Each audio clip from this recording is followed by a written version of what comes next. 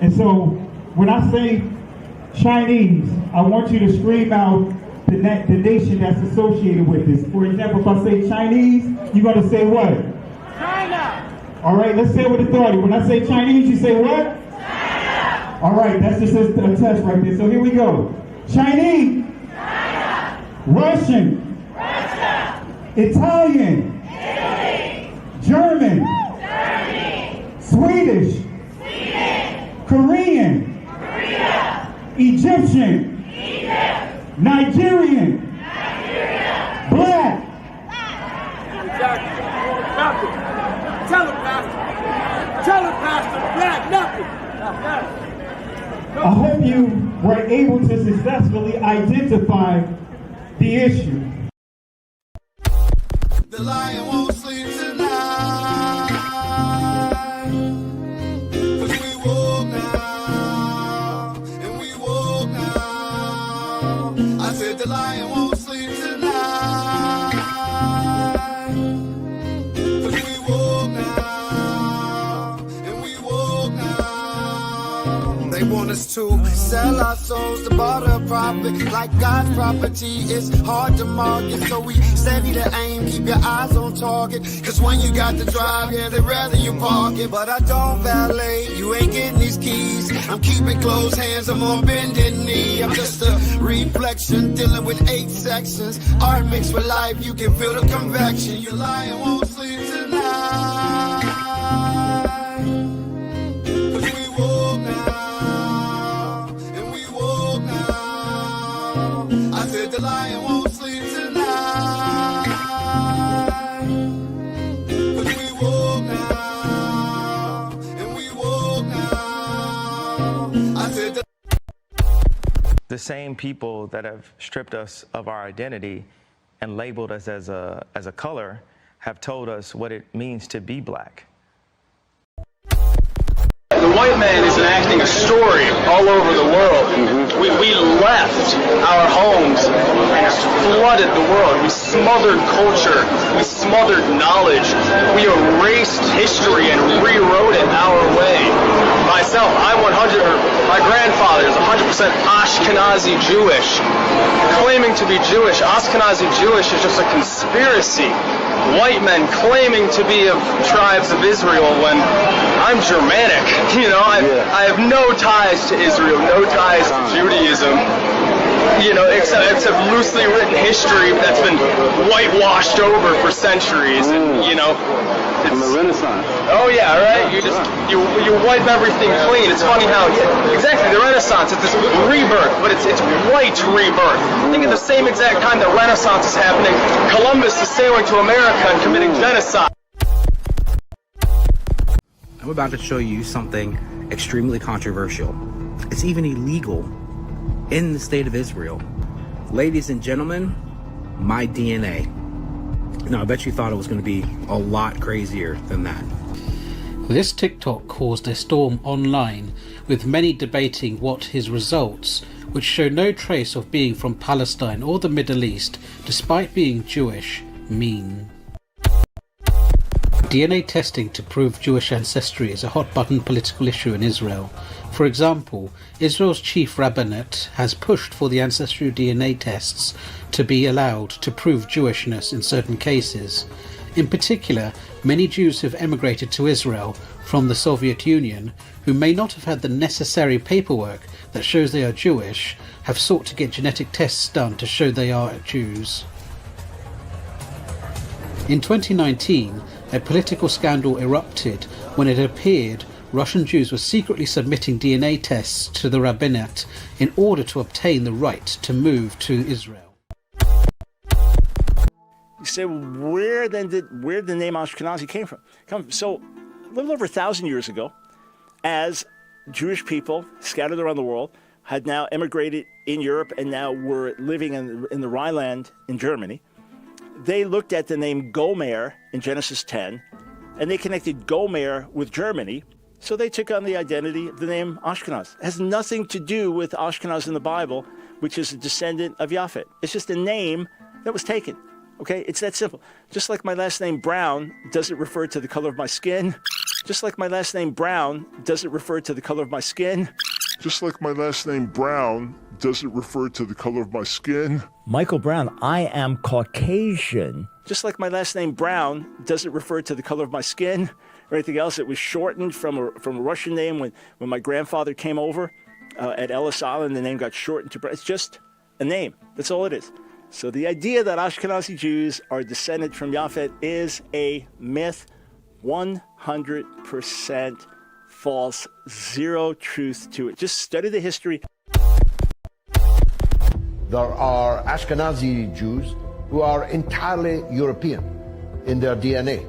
That's why you're not allowed to have a DNA test in Israel, because it will reveal that virtually none of them are Semitic, virtually none of them have any ancestral connection to the land.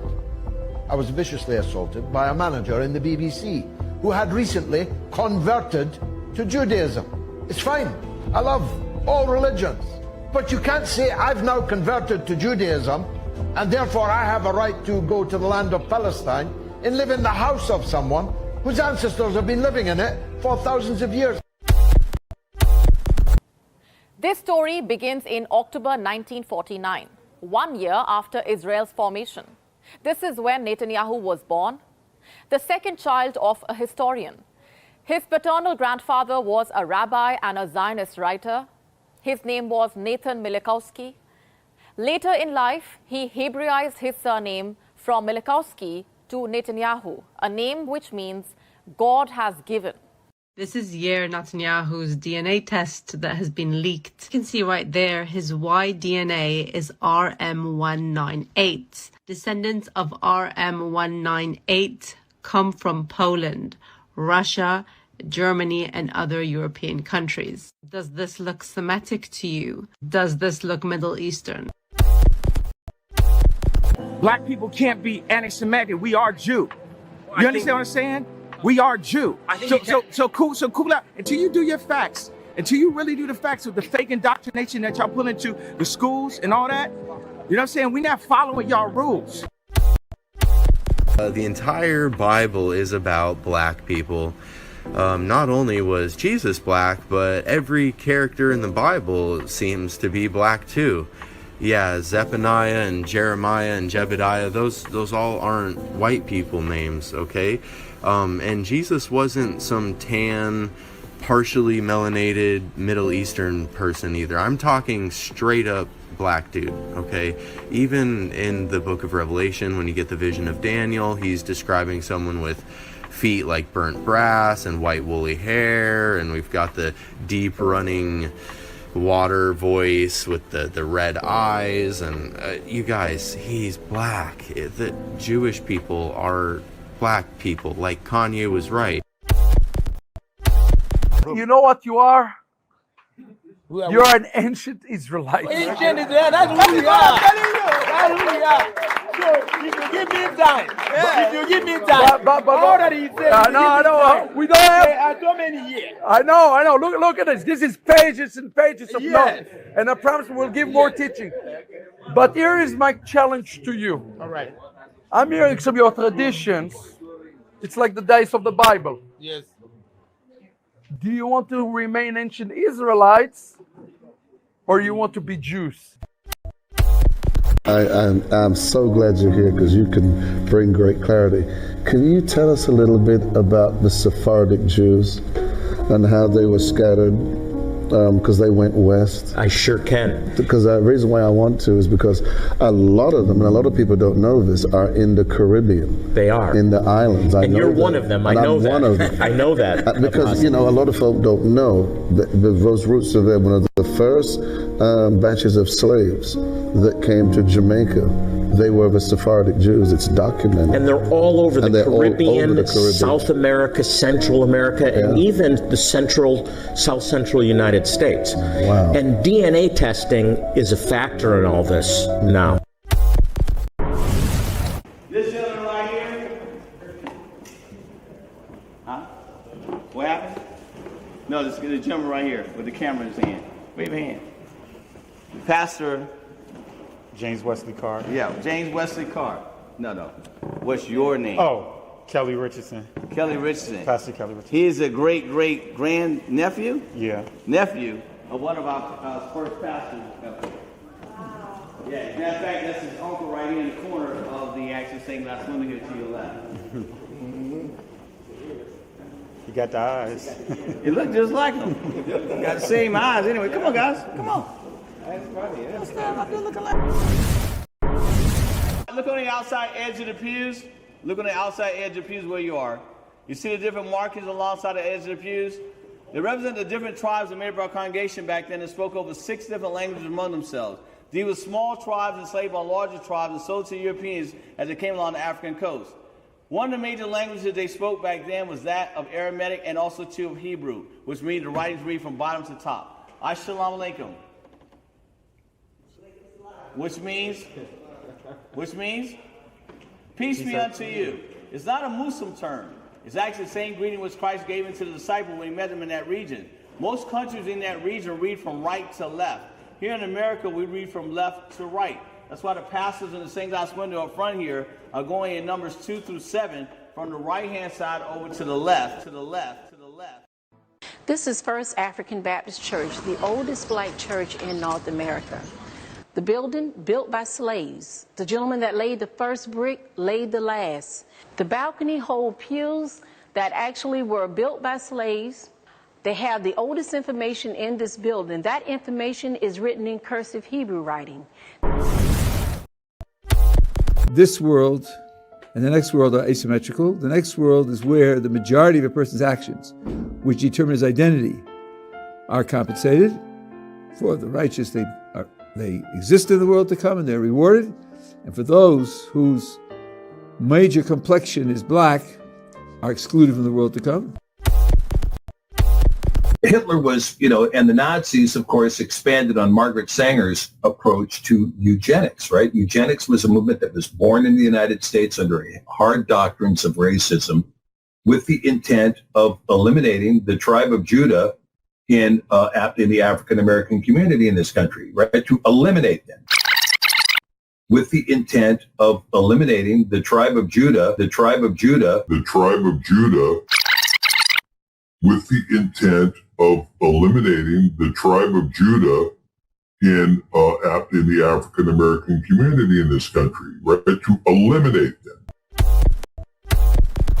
Genesis chapter 11, verse 10 explains the genealogy of Shem. Shem was a black man in Africa. If you repeat this fact, they can't laugh at you. If you repeat this fact, they can't laugh at you. If you repeat this fact, I want to say peace and blessings to you guys. Hope and pray that you guys are doing great tonight. I know that this is an unscheduled live, but I did want to follow up with the last live that I did, or actually the live that I did from my car. And I did say I was going to do this live here. And so in terms of when I say do this live, really touch on the word gospel. All right. I know some of you guys caught the Halloween lesson I did, and it's unlisted because I wanted to redo it, and I was going to do it this past weekend, but because of the breaking news about Nigeria, I went on and just pushed that aside. So tonight, I'm going to deal with that word gospel. I'm not going to go into the details of the Halloween stuff, but I'm going to focus on that word gospel. And I'm going to prove to you guys, as I've done it already, but I really want to prove to you guys and show you that the word gospel is a word that we should not be using. That word gospel does not mean good news. That word gospel does not mean good stories. And I'm going to prove it to you that that word should not be used. All right. So let's go ahead and get into it because I've got a lot to cover. And I know I shared a few extra clips in the beginning of this lesson here. So I don't want to hold you guys up too long, but I know it's going to take a little time. with this presentation. And matter of fact, let me do this here. All right, I'm going to copy this over here. Let me copy this prophecy over. Not going to go into the details of this prophecy, but I did want to bring this prophecy over. And some of you guys may remember this prophecy. Let me pull it over.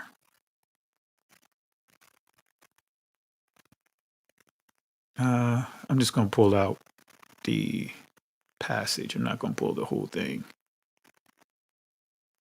All right. Let's just do it from here. All right, let me copy this over real quick, and we'll go ahead and get started. Let me add this to the presentation.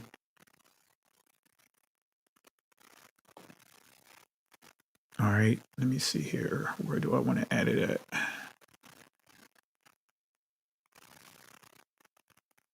All right, let's place it right here.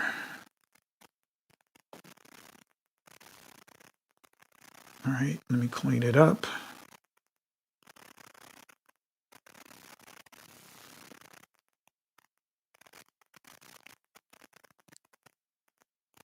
And let me add one more slide before I forget. And I may have to do this lesson over again. Not over again, but do another night of this lesson, a part 2. And I may do it over the weekend. But let me fix this up here a little bit. All right. Bear with me 1 second. I'm just cleaning this slide up a little bit. Make sure that it's all right. One more thing here. And let me add one more slide here because this is going to be important for you guys to understand, truly understand this lesson here. All right. Let's see here. Oops, didn't want to do that.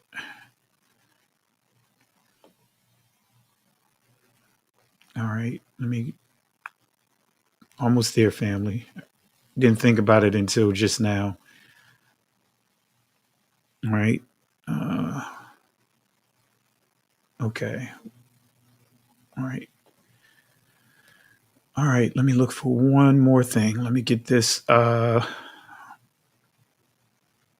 this one slide here because this is going to help out set the tone for this lesson here. Bear with me 1 second.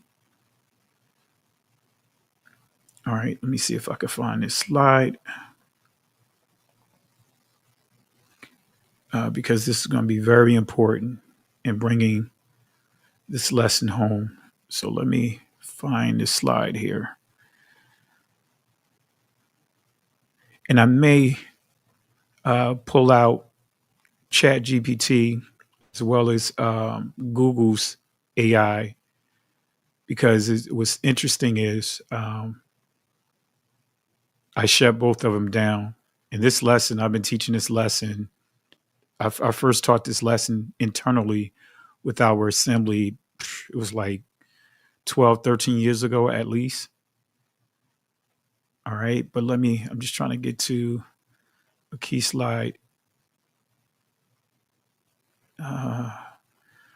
If not, I'll just have to wing it, but I thought I had it inside this slide. Oh, here it is. All right, let me copy this over. All right.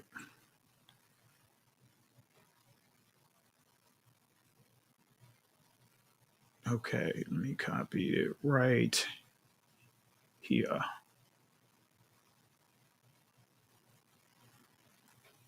All right, we're good. All right, we're good. Appreciate it, family. Appreciate you guys' patience. All right. And I know that in the church as well as in this awakening, we kind of taken on an approach that minimized the importance of really going into the details and really going into our deeper studies. You know, I know that you guys heard things like, hey, when the Most High come back, he'll sort it out, you know, or this thing with the language, you know, especially when those that really don't want to let go of poor teachings, of poor doctrines in this awakening, they'll say, well, the Most High said he's going to give us a new language. That's not what he said. He said he was going to cleanse our language. He was going to purge it from all the things that was added to it. Didn't say that he was going to give us a new language, right? And it didn't say that he's going to do this when he comes back, right? This is a process that he's doing it now, just like how he's restoring our identity. We are waking up, right? He's doing the same with the language. And I've proven that. All right. But let's go and get started here. Let's start with this thought here. True God spell, deception exposed. And that's what we're going to do tonight. True God spell. And we're going to expose this thing. Let me do one more thing. I forgot to do one other thing. Let me do one more thing before we get deep into this, before I forget. Let's see where we are. Yeah, let me do something on the back office real quick. All right, let's see here. Where is... All right. All right, and if you, and just want to say too, while I do this, if you are subscribed to the channel, double check and make sure that you are still subscribed to the channel. All right. Let's see here. And if you are not subscribed to the channel, click that like button and subscribe to the channel. All right. Let me just do one thing here.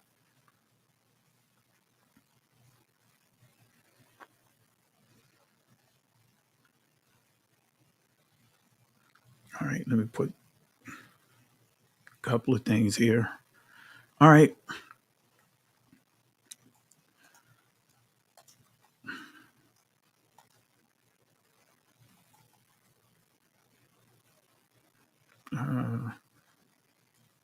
Let's see.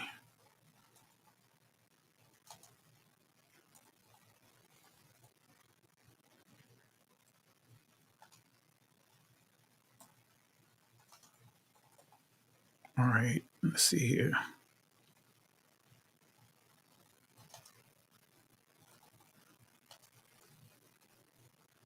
Almost done.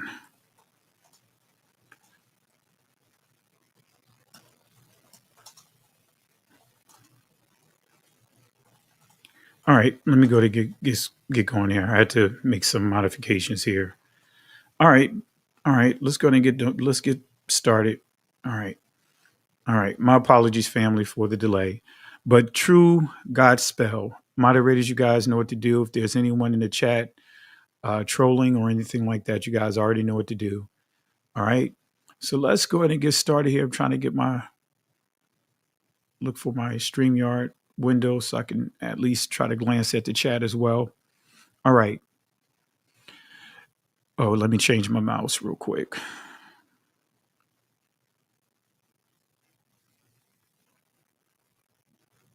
All right. All right. Before I get started, mic check. How does my mic sound to you guys? Does it sound okay? All right. Does it sound clear? If my mic sounds clear, type 1. If I need to adjust it, type 2. All right. All right. If my mic sounds good, type 1. If I need to adjust it, type 2. All right. All right. We're good. All right. Let's go ahead and get into it. True God spell, deception exposed. All right. Let's continue. Let's get it going. I want to start with Matthew 12, verse 3. I want to start off with this thought. And that thought is, have you not read? And because of what's going on among the community, in this awakening, outside this awakening, especially when we start dealing with politics, right across the board, you start realizing people are not as studied as they appear to be. Having prefixes before your name doesn't mean that you're studied.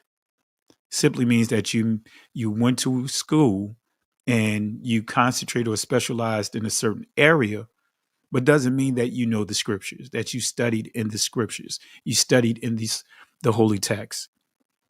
All right. All the way up to the pulpit, you have people with so many different prefixes before their name, but their aptitude when it comes to the scriptures is at a second and third grade level. And that's a fact. So again, many will try to downplay shifting. And what I mean by shifting, embracing the truth. My old pastor who licensed me and all, when I sat up under him, one of the things he always said was if the pain of change is greater than remaining the same, people would rather remain the same. And I'm finding that, and realizing that applies right across the board. All right. So Matthew 12, verse 3, the thought I want to start off with is, have you not read? And this is the words of the Messiah. He used this a number of times when addressing the Sadducees, the Pharisees. He literally made this comment, have ye not read? Right? Matthew 12 and 3. But he said unto them, have ye not read what David did when he was an hungered, and they that were with him? So he's dealing with the Pharisees inside this particular passage. All right, dealing with his disciples, plucking corn on the Shabbat. But the key is, he's not dealing with lay people. He's dealing with leadership. He's dealing with leadership, and he's dealing with Pharisees who are supposed to be well astute in the word. And he's not asking them, he's making he's literally calling them out. He said, he said unto him, Yahushua, said unto him, have ye not read? Okay. Let's go to another passage, Matthew 22, verse 29. Let's see what the Messiah says in this text. Excuse me, fumbling over my words tonight, but let's see what he says here.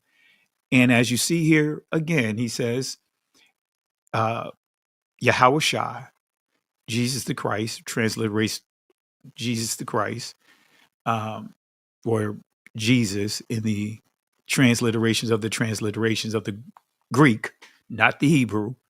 But Yahushua answered and said unto them, ye do err, not knowing the scriptures, nor the power of Yahweh. And he's dealing with the Sadducees here. He's dealing with the Sadducees because the Sadducees didn't believe in resurrection. But he said that ye do err, not knowing the scriptures. And again, he's dealing with leadership. All right.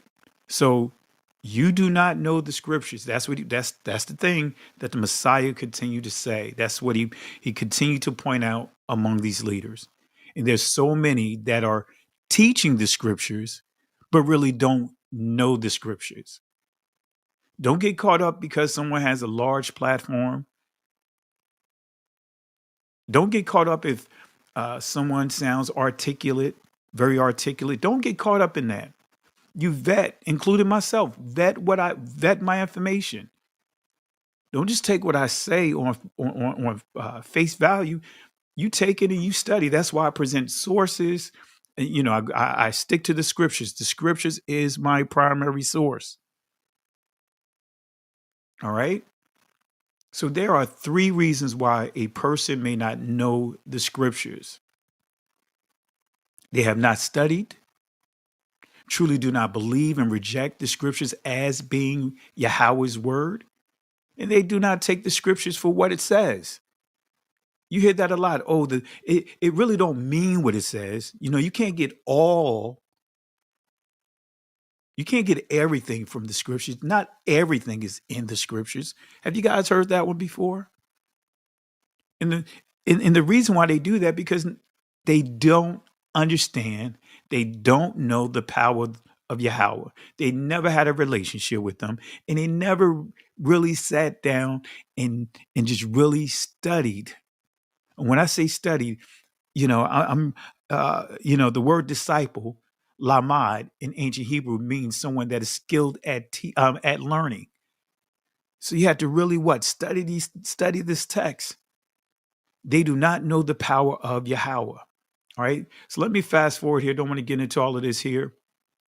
Oh, one quick thing though. They also don't have the Holy Spirit. They have no Holy Spirit. Matthew 19:4. And he answered and said unto them, have ye not read? It seems as if all the arguments that we deal right now, especially when you start dealing with people from that call themselves non-Messianics, also polygamy and all these different things, pretty much every passage where you see the Messiah point out, have you not read, is the very thing so many are struggling with. He's with the Pharisees, the Shabbat, have you not read?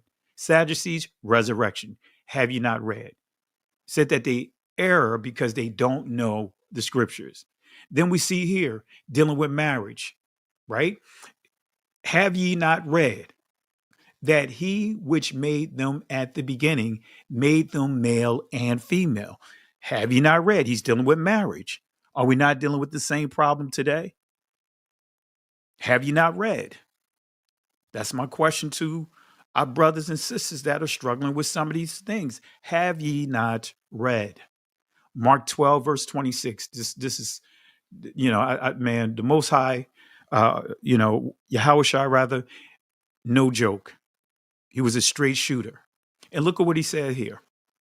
And as touching the dead, that they rise, have ye not read in the book of Moses, Mashah, how in the bush Yahweh spake unto him, saying, now he's dealing with Exodus and how the Most High, right, presented himself to Moses. So we see another thing that the Messiah is pointing out, things that you see struggling, the struggle within the church, the Christian Catholic Church, is reading the law and the prophets, starting with the first 5 books, the books that is called the law. They teach that we're not under the law. That's why they put the label Old Testament. So that way, mentally, you automatically have it hacked into your mind that it's outdated. When you see old, outdated, new, fresh, which actually, that's not correct. The Messiah only taught out of what they call the Old Testament today, which I refer to as the renewed covenant. But anyway, you see all the things that the Messiah said, pretty much the key areas when he said, have ye not read? That's what many are struggling with today. Matthew chapter 7, verse 15. Beware of false prophets which come to you in sheep's clothing, but inwardly they are ravening wolves. In other words, those false prophets, those false teachers, they're going to look just like you and I. That's how many of us will let our guards down because, hey, in this awakening or whatever the case may be, this is my people. They will never do this here. No, keep your guards up. So beware. Shama'ah means to take heed, guard, watch, keep yourself. Listen with intelligence, right? As you see here, it also means listen with intelligence or listen intelligently. So Yahushua, he gave a strong warning to his disciples, a clear and strong warning to his disciples. So let me highlight another key biblical prophecy I want to just touch on real quick. Revelation chapter 13, verse 1 and 2. Revelation chapter 13, verse 1 and 2.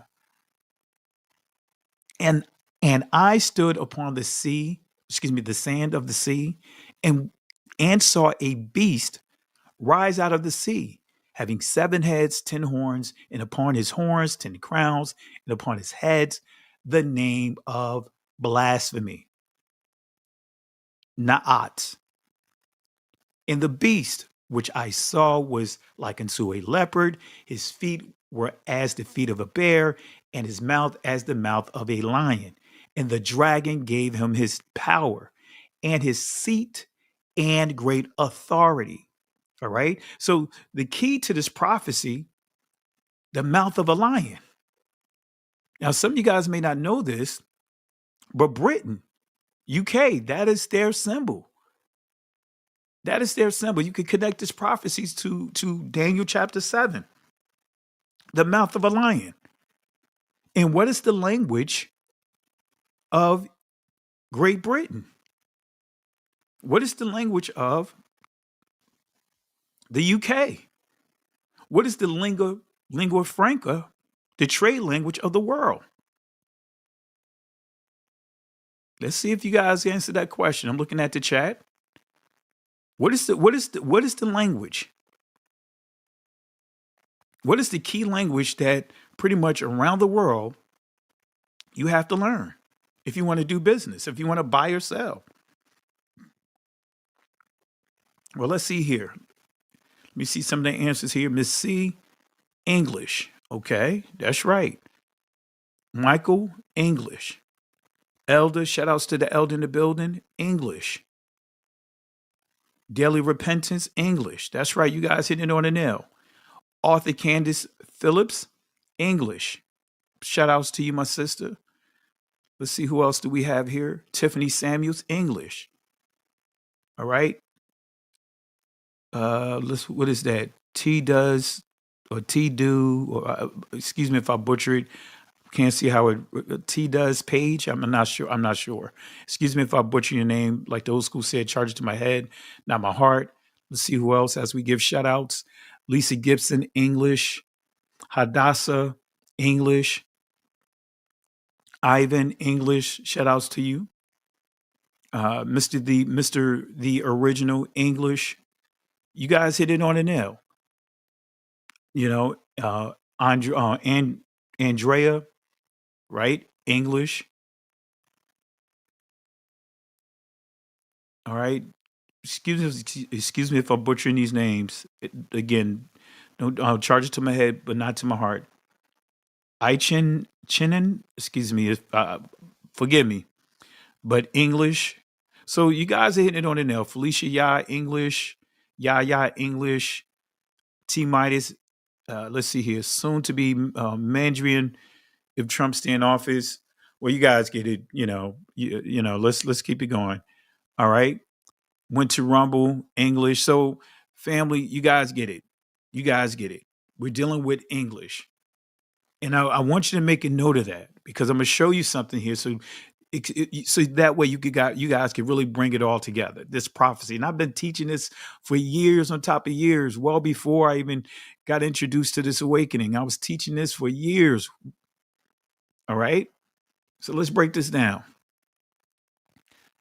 real quick. Here's a major nugget, right? This is one of the nuggets here. Upon his horns, 10 crowns. All right.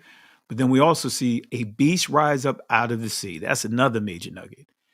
Let's start with the Vikings. The Viking explorers who beat Columbus to America, right? And that's what this article is just bearing witness of. Because when I first started doing this series, even before I started doing this series, just teaching the book of Revelation, man, I've been teaching the book of Revelation for a long time. And these are some of the things I identified. It was like, hey, looking at that beast coming out of the sea, according to Revelation, it put me in the mind of the Vikings. And as I start really researching them, you'll see how this unpacks.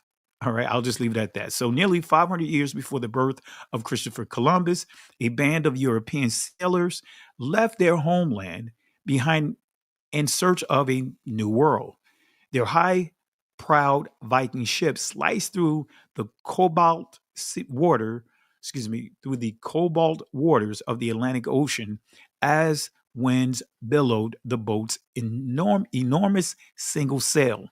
After traversing unfamiliar waters, the Norsemen, the Vikings, also referred to as the Northmen, and you guys remember we connected the dots a while ago. I've been connecting the dots ever since. The Norsemen, they are connected to the the Scythians, right? The Scythians or Scythians, however you want to pronounce it. They are connected to the Scythians by way of a group called the Scythian Jots or the Scythian Jutes, which you get the word Jutes and Jutish, right? They are also connected to the Ashkenazis. They are connected to the Khazarians. So that's all of this. This is still the same people.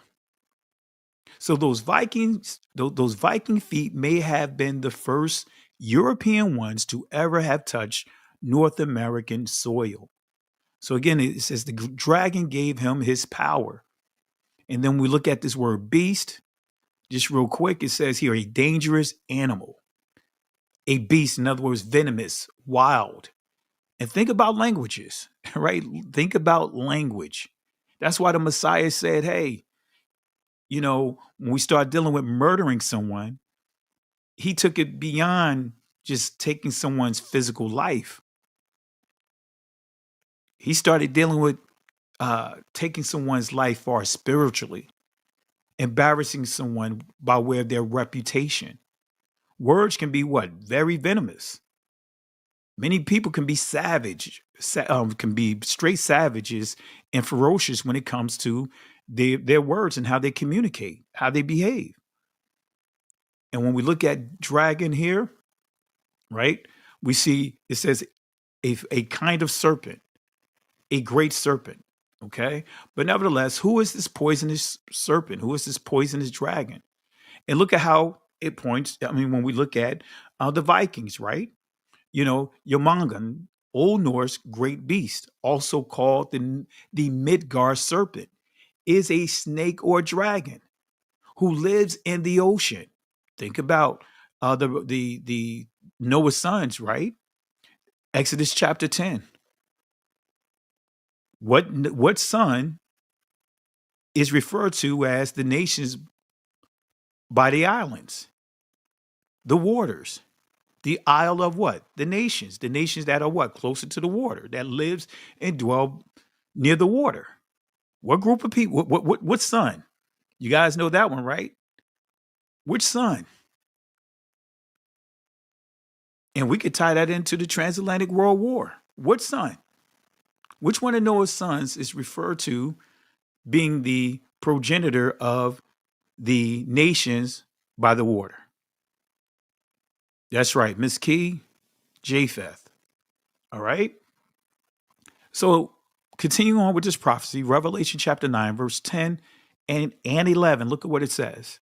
It reads, and they had tails like unto scorpions, and their stings in their tails, and their power was to hurt men 5 months. So when you understand end time prophecy, and I was an end time prophecy geek, the end time prophecy enthusiast, especially when Desert Storm occurred, you know, you start making the association of this being Desert Storm, you know, the Black Hawks and all that with the rockets looking like stingers. Family, no. See, that's the Eurocentric trying to make this into the Eurocentric approach of the text. But when you really understand this here, right, this is dealing with an invasion. Well, you see stings in their tails. Make a note of that. And they had a king over them, which is the angel of the bottomless pit, whose name in Greek, in the Hebrew tongue, is Abaddon. But in the Greek tongue, hath his name Apollyon. Guess what? This is dealing with the invasion of the Europeans invading Africa. Invading Akibulan. And when you look at the full description, their hair definitely looked like a horse hair. Manes like a horse. Those whips or cannons resemble stings. They invade. This is dealing with an invasion, the transatlantic world war, right? So this poisonous serpent, this poisonous dragon reputation is invasions. And that's the reputation of the Vikings. That's the reputation of the 1948ers. All of them deal with what? Invasions. Look at what's happening right now. Look at who's being threatened right now. Nigeria, Venezuela, Haiti, invasions. Look at what happened with Iran. Look at what happened with what's the other? Some of the other countries over in the Northeast Africa. This poisonous serpent dragon reputation is invasion. And when we look at the etymology dictionary definition of invasion, look here. An assault, attack, act of entering a country or territory as an enemy, right? And the key is they masquerade it as if it's a migration. That's how they try to downplay it in history, referring to it as a migration and not an invasion. All right? To go, come, or get into, enter violently, penetrate into as an enemy, assail, assault, make an attack on. And think of the words that is being used to carry out certain agendas in this country. They took the word immigrant, which pretty much comes from the word migrate, right? And they made that as if, it's invasions, right? They made that word immigrant synonymous to invasion. It's funny how these nations that specializes in invasions want to project their spirit on others. Think about that, man. I don't know, I'm about to say man, like I'm talking to one of the fellas. Think about that family. Think about that. All right. But anyway, let's go ahead and continue here. I want to show you this tree here because this is important before we get into breaking down the gospel. I want you to pay attention to this tree. As you see here, this is what is called the Indo-European language tree, right? Or Proto-Indo-European languages. Now, one of the issues that I see when many are really studying history or trying to, connect the dots, they just tend to stay with the agriculture thing. Me, I understand you have to go into languages. That's why in Exodus, you see, not Exodus, but Genesis chapter 10, it makes it clear there's three pillars that constitutes a nation.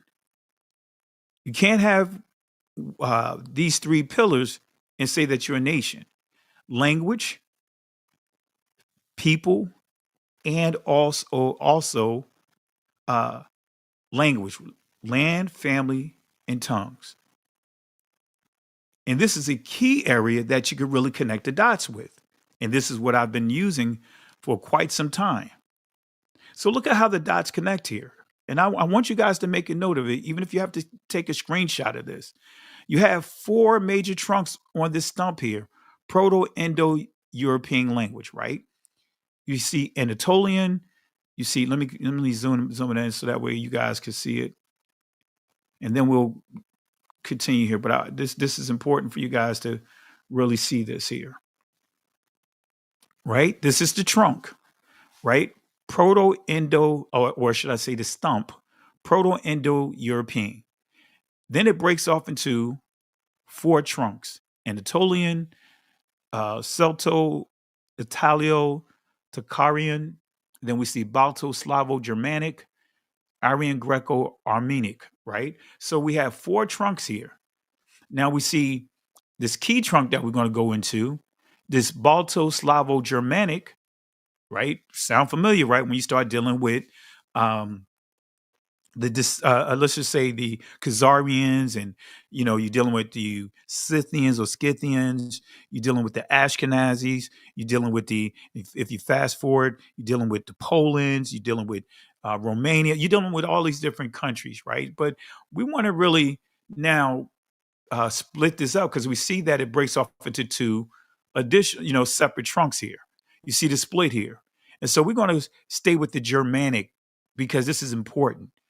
Proto-Germanic, right? And when you go up this tree, Let's look at some of the languages that are here. You see Western Germanic, and you have Northern Germanic, and you see Scandinavia, right? But still, all of these still ties into Proto-Germanic, right? Gothic, Danish, Swedish, Iceland, Norwegian, and you see here, this is the Scandinavian branch that extends from the Germanic trunk, and then the Western Germanic, we see English, Frisian, High Germany.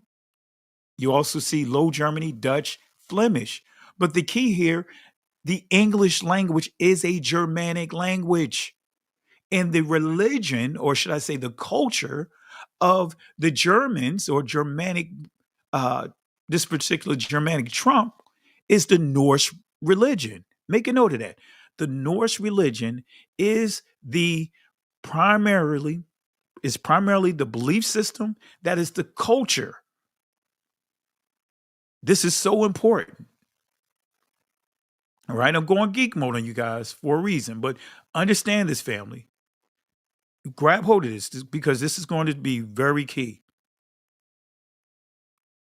All right. So again, Germanic, look at there, English. And when you when you go into these etymology dictionaries, when you start looking at the history of many of these words, primarily you're going to see the Germanic, Proto-Germanic languages. You're going to see English. You're going to see High Germany. You're going to see Flemish. You're going to see these inside those definitions. All right, let's continue. Let's deal with this word abomination real quick. Abomination. It says something disgusting, especially idolatry and idol. So remember, abominations means something disgusting. And and I'm going to highlight a couple of things that is disgusting to the Father. Deuteronomy chapter 18, verse 9 and 10. It's even more, but I'm just going to highlight these here. When thou art come into the land which Yahweh thy Elohim giveth thee, thou shalt not learn to do after the abominations of those nations. There shall not be found among you anyone that maketh his son or his daughter to pass through the fire, ash or asha, or that uses divination, quasam, or an observer, awanan, of times, or an enchanter, nakash, or a witch, kashap. All right, so make a note of this, family. Make a note of this. I really want you guys to make a note of this. I'm not listing all of this, always here, right? But these are the things that the Most High says, these are abominations. Remember, abominations. Look at this here. Thou shalt not learn to do after the abomination of those nations. Again, pass through the fire to sacrificing our children, divination, observer of times, enchanter, a witch. All of this, you'll see also necromancy. All of that is all within that abomination, the abominations to the Most High, the things that are disgusting to Him. All right, let's continue. Language, family, language. So what is the gospel? What is the gospel? Does it really mean good spell? Does it simply mean good stories? Let's start with the first portion of this, God. This is going to be a refresher to some of you guys, but we got to break it down and I'm going to show you why we're dealing with this word God when we get to breaking down gospel, because accordingly, you'll look it up. It'll say God spell, good spell, but we're going to break it down, starting with God first. Let's deal with that word God that none of us should be using. But it's because of syncretism, because of how things have been made, the goal of making things generic, universal, watered down to make it so that way everyone can embrace Catholicism. Everyone can embrace Christianity without feeling like they're losing something. So who is God? Let's break it down. Let's break down this word God. Let's start with the etymology dictionary definition of this word God. Now, remember what I said, right? Look at some of the words you see here. Look at it. It says Old English. Remember we said English? And then you see from Proto-Germanic. And look at some of the places here. Old Saxon, Frisian, Dutch, High German, German. Remember what I said. You're going to see what? That from that trio of languages, you're going to see all these territories. All these groups participate in what? The Norse religion, the Norse culture, the Norse deities. So keep in mind, family, every territory, like confirming Genesis chapter 10, each son had his own nations, had their own language, developed, of course, all of Noah's sons were speaking the same language, but then it began to what? They began to separate. As they separated into their own spaces, the language began to what? Evolve according to their locations, their surrounding areas, their landscaping. Okay, so let's pull up this tree again, just so that way you guys can pay attention here. You guys can still connect the dots here. Let's pull up this tree. And again, every language is going to be a reflection of that culture. It's a snapshot. Every language is a snapshot of the culture of that community. And it's going to what? Capture that culture. And that's where that's the area that we fail to understand. And I'm going to go get to some key points here in a second. So remember here at the top here, let me zoom it in again, and we'll go back to the other slide here, but let me zoom it in real quick again. Look at here. You see some of the same names there: Flemish, Dutch, Low German, High German, Frisian, English. You saw, look at here, Gothic, and that's part of the Northern Germanic, but Gothic, Danish, Swedish, right? So let's go back here. Let's go back.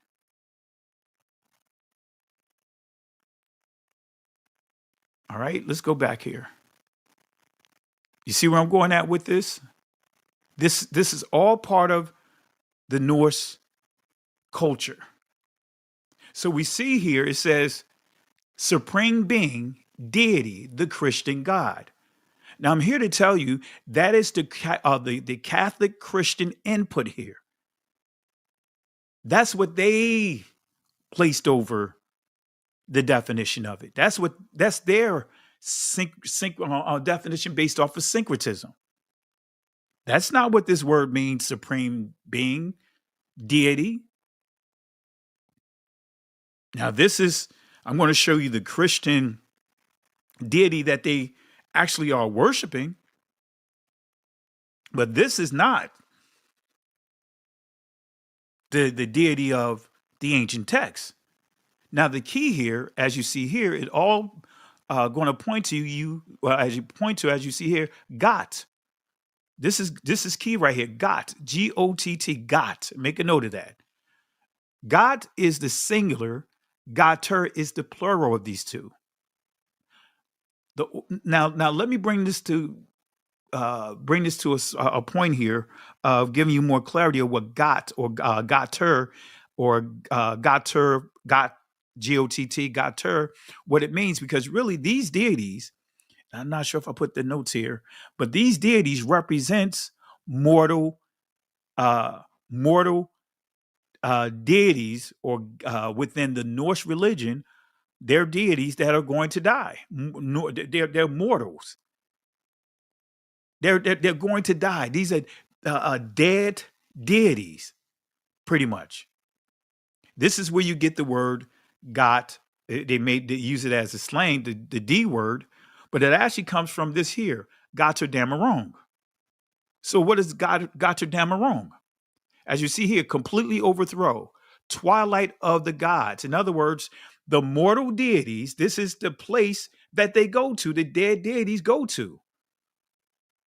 Those mortal deities that die. This is the place for those mortal deities. So Gater, the plurality, that is dealing with dead Norse deities. This is why we should not be using this word at all and referring to the Most High. Like we taught a week ago, but I've been teaching it for quite some time. Should never be referring to the Most High Spirit as a Holy Ghost, because ghost is connected to dead things.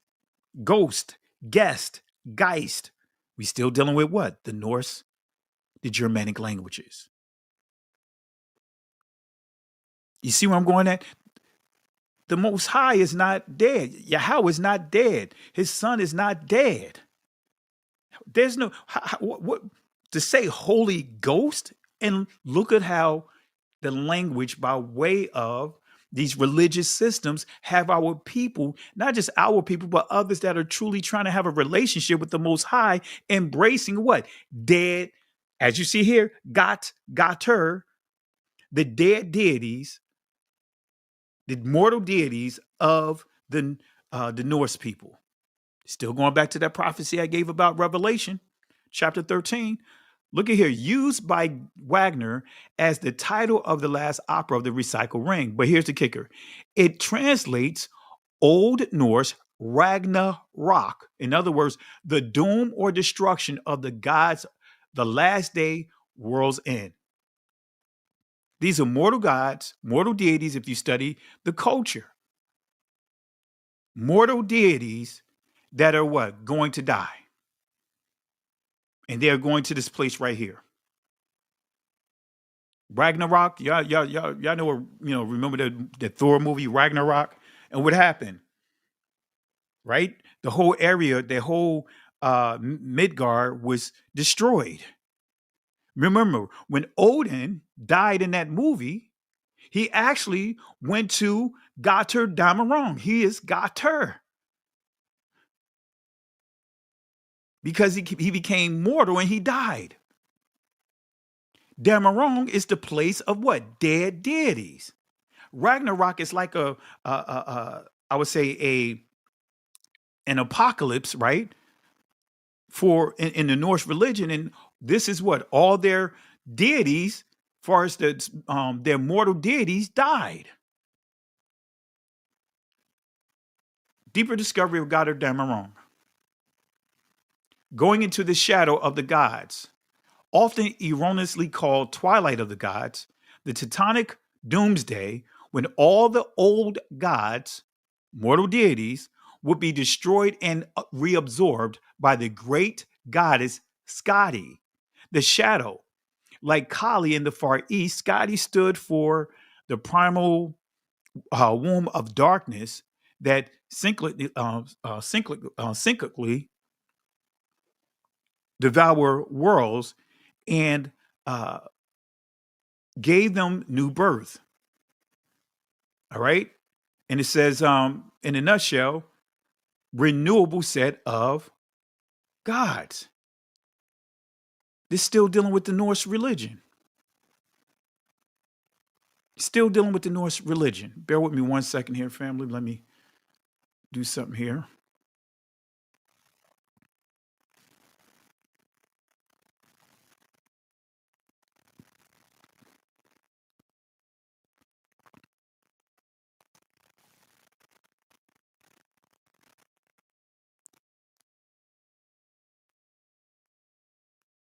Bear with me 1 second. Bear with me 1 second, family. Let me do something real quick here.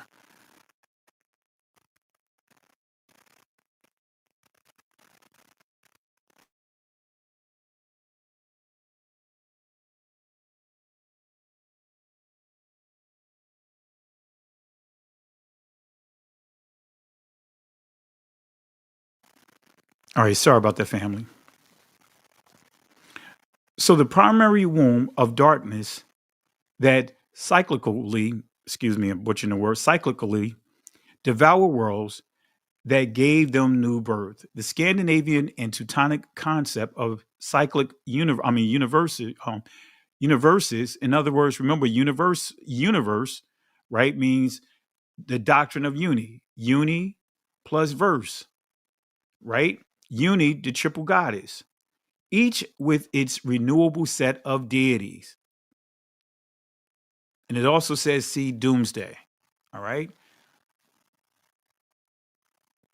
So the Vatican's liturgical department issued a clear directive about the usage of the Father's name. So let's see how Vatican, this Roman Catholic Church, what they play, the role that they play in pushing that got and gotter to emasculate the Father. The Catholic culture directives on the use of Yahweh, and we know it's Yahweh, and the liturgy by congregation for divine worship and the discipline of the sacraments. Let's go here. Directives on the use of Yahweh and liturgy. Look at what they say. We're going to highlight this right here. And it says, in the light of what has been expounded, the following directives are to be observed. Liturgical celebrations and songs and prayers, the name of God in the form of the Tetragrammaton, Yahweh, is neither to be used nor pronounced. So they made a declaration. They put out, and if you want to call it a papal bull, right? A doctrine of Moloch, bull, Moloch, goat demon, to say, don't use the Father's name. Don't even write his name. Put the generic Norse religion God there. Gotter.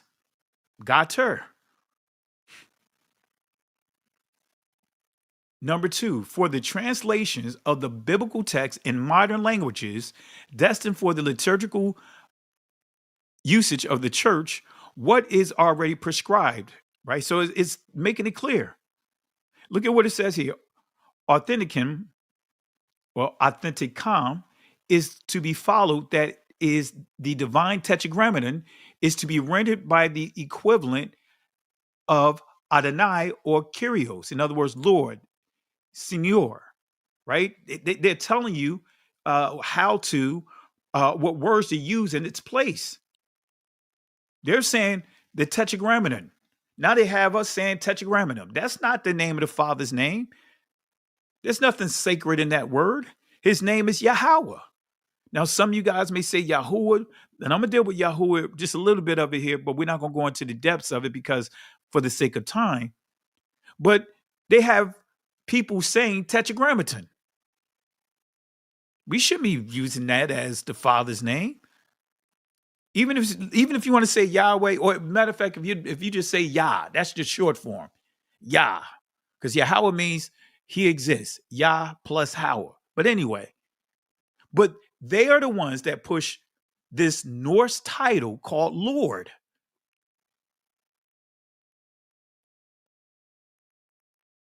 Come on, family. They push these terms. They're the one. This is the source here. Matter of fact, I'm gonna see I'll see if I can pull it up here. I may have to just put the links inside the description. My apologies, family, just for the sake of time. But look at what they say here. They say here, Adonai,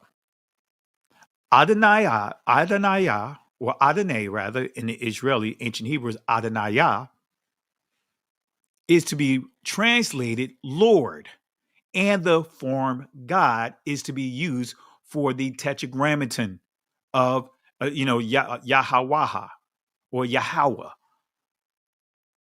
So it's saying when you see Lord in lowercase, that transliterates to Adonai or Adonai. But like I said, in ancient Hebrew, it's pronounced Adonai. They're the ones that created this. They have literally put out, again, their doctrine. They put out their papal bull, their Malak, the goat demon, instructions. Again, Adonai is to be transliterated Lord, or not translated, transliterated. Because Adonai or Adonaiah, Lord, is not a translation of Adonai or Adonaiah rather. It's a transliterated word. In the form God is to be used for the tetragrammaton, in other words, these 4 consonants. Similar to what happens in the Greek translations of the Septuagint and in the translations of the Vulgate. Now, here's what's interesting. When you go into the Septuagint, right, that the Greek, you'll see the Hebrew letters there. Even though you see a Greek manuscript, you will see the Hebrew letters there. So they preserve these letters even in Greek manuscripts. But the church, the Catholic Church, will tell you, and you guys could let me know if you heard this before, the name is so sacred they forgot how to pronounce it. The name is so sacred they couldn't even write it down, but we see it written all through the scrolls. Because ancient Hebrew did not have, all these different vowels. It only had one vowel, which was the ah, that was connected to all the consonants. Anyway, let's continue. So this directive mandates that the translation render Yahweh as equivalent to Adonai or Kyrios, in other words, Lord, rather than any form of the divine name. You see, they replace it. They get the God thing, the Lord.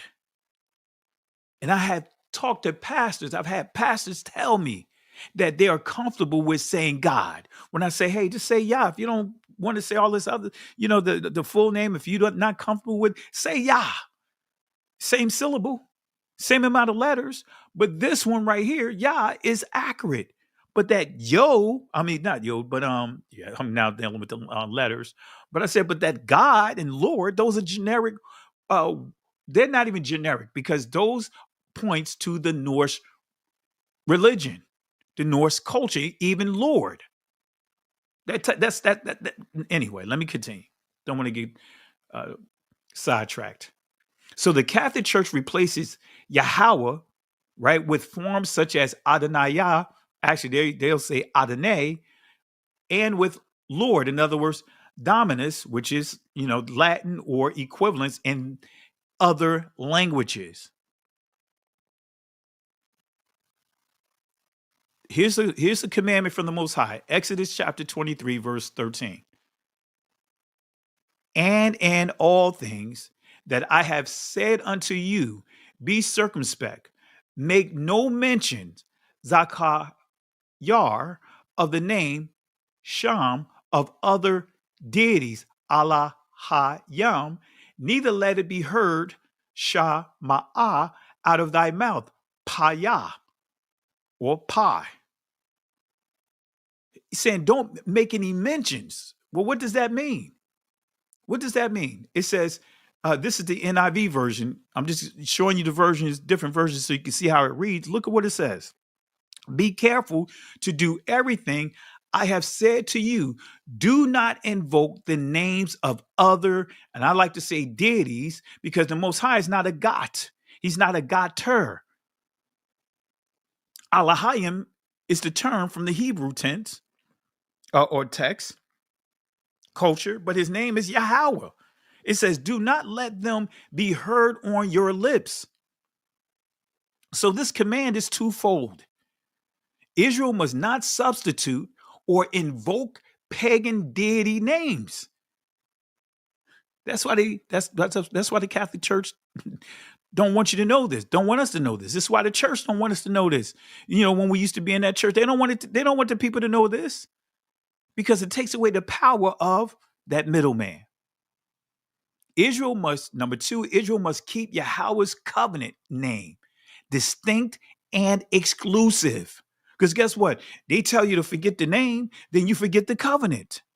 His name is associated with the covenant. His letters is associated with the covenant. The Tha, guess what? That is a covenant letter. The Ah and the Tha comes together to form the word sign. So The implication replacing Yahweh's name with titles used for other deities such as Lord, God, Theos, Deus, and Kyrios or Kyrios is exactly the violation being warned against. Let me take you to this source here. And we're going to deal with a couple of letters here. Sex symbolism and religion. All right. Now I'm going to say this. If you guys, if you're not studied, don't go out and purchase this stuff if you're not studied. Because if you're not careful and you don't use proper discernment, this stuff could have you tossed to or fro for not knowing. All right. So I just want to make sure you guys understand that. Okay. Page 395. Look at what this says here. I'm going to use this to bring home a couple of points. And we also know that the Hebrews stooped lower than most nations in their degraded phallic exercise. So much so that special commandments had to be issued against having connection with goats and other animals. However, that may be the pouring out of the water, which was the concluding nightly ceremony of the Hebrew Great Phallic Feast, right? Because Israel, we have to be real about it. They was addicted to the worship of trees, the tree worship, Astarte, right? The groves, Asherah, Baal. That's all phallic worship.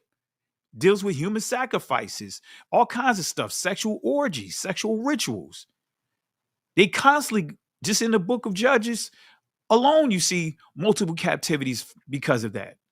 Kept going right back to that addiction of that tree worship. So the Hebrews' Great Phallic Feast must originally have been in honor of the Queen of Heaven, who brought it on the waters as it had water for its subject, the element emblematic of woman's creative force, just as oil was of the man, right? So again, however that may be, the pouring out of the water, which was the concluding nightly ceremony of the Hebrew Great Phallic Feast, must originally have been in honor of the Queen of Heaven. Let me break this down real quick, because this is part of one of the points I want to make. Just because someone is making reference to scripture doesn't mean that they are astute in the scriptures, right? This author here, Haney, he overstepped badly with his claim that the Feast of Tabernacles, quote, must originally have been in honor of the Queen of Heaven. Guess what? This is an extreme assumption that shows he wasn't grounding his conclusion in Torah, but in his own comparative religion, phallic symbolism lens. Let me make that clear. He overstepped trying to connect the Feast of Tabernacles with the Queen of Heaven. That's absolutely incorrect when you read the scriptures. So this shows that he wasn't studied in the ancient texts. That's the point I want to make. Let's go to the actual ancient text. And Yahweh spake unto Moses, saying, speaking to the children of Israel, the 15th day of the 7th month shall be the Feast of Tabernacles, Chag Sakath, for 7 days unto Yahweh. On the first day shall be Quadash, right? Holy convocation. Let me say that again. On the first day shall be Quadash, Makwara or Makwara'a convocation. Ye shall do no servile work therein. We don't see anything that's connected to a Queen of Heaven or practice on worship in the groves. Verse 36, 7 days ye shall offer an offering made of fire unto Yahweh. On the 8th day shall be in holy convocation. This is not dealing with sacrificing children or anything like that. It says here, the 8th day shall be in holy convocation, Quadash Makwara unto you. These are the feasts of Yahweh, which ye shall proclaim to be holy convocations, holy Quadash convocations, Makwara, to offer an offering made by fire unto Yahweh, a burnt offering, a meat offering, a sacrifice, a drink offering, everything upon this day. Besides the Shabbats of Yahweh, and besides your gifts, and shall all and beside all your vows, and beside all your free will offerings, which ye give unto Yahweh. All right. So this is the word I want to really bring out here. Babel.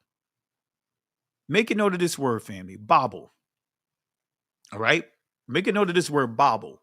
Babylon. Whenever you see Babylon, right? Guess what? Make a note of this, because many was, just say, hey, it's gateway, portal. The key to this word, understanding this word Babylon or Babel, the Tower of Babel, right? Or Babal, it means confusion by mixing. That's what it means. Confusion by mixing. So Yahweh himself commands Israel to keep the feast days, the Feast of Tabernacles. It is rooted in their departure from Egypt, a remembrance of Israel dwelling in booths after leaving Egypt. But guess what? While they were in Egypt, they were trying to go out and honor the Feast of Booths, Tabernacles, Chag Sakath. Read chapter 5 of Exodus. You'll see they weren't trying to honor the Passover because that didn't exist at that time. And you could go further and see, and truly, in your deeper discovery, see that Abraham honored Feast of Tabernacles, Feast of Booths. But anyway, scripturally, Sakath is not fertility worship, nor is it derived from Queen of Heaven cults. It is commanded directly by Yahweh with clear covenantal meaning. Hananeh doesn't anchor his claims in Torah. Instead, he imposes a comparative religion sex symbol framework. That's why he misreads the commandment-driven nature of the feast. But what is true is that the Queen of Heaven cult was a real temptation in Judah, Yahweh, exactly as Jeremiah made clear and testifies. So why am I using this source as a reference? This source makes a great connection between the Alpha Omega symbol or symbolism and phallic worship. Now, guess what?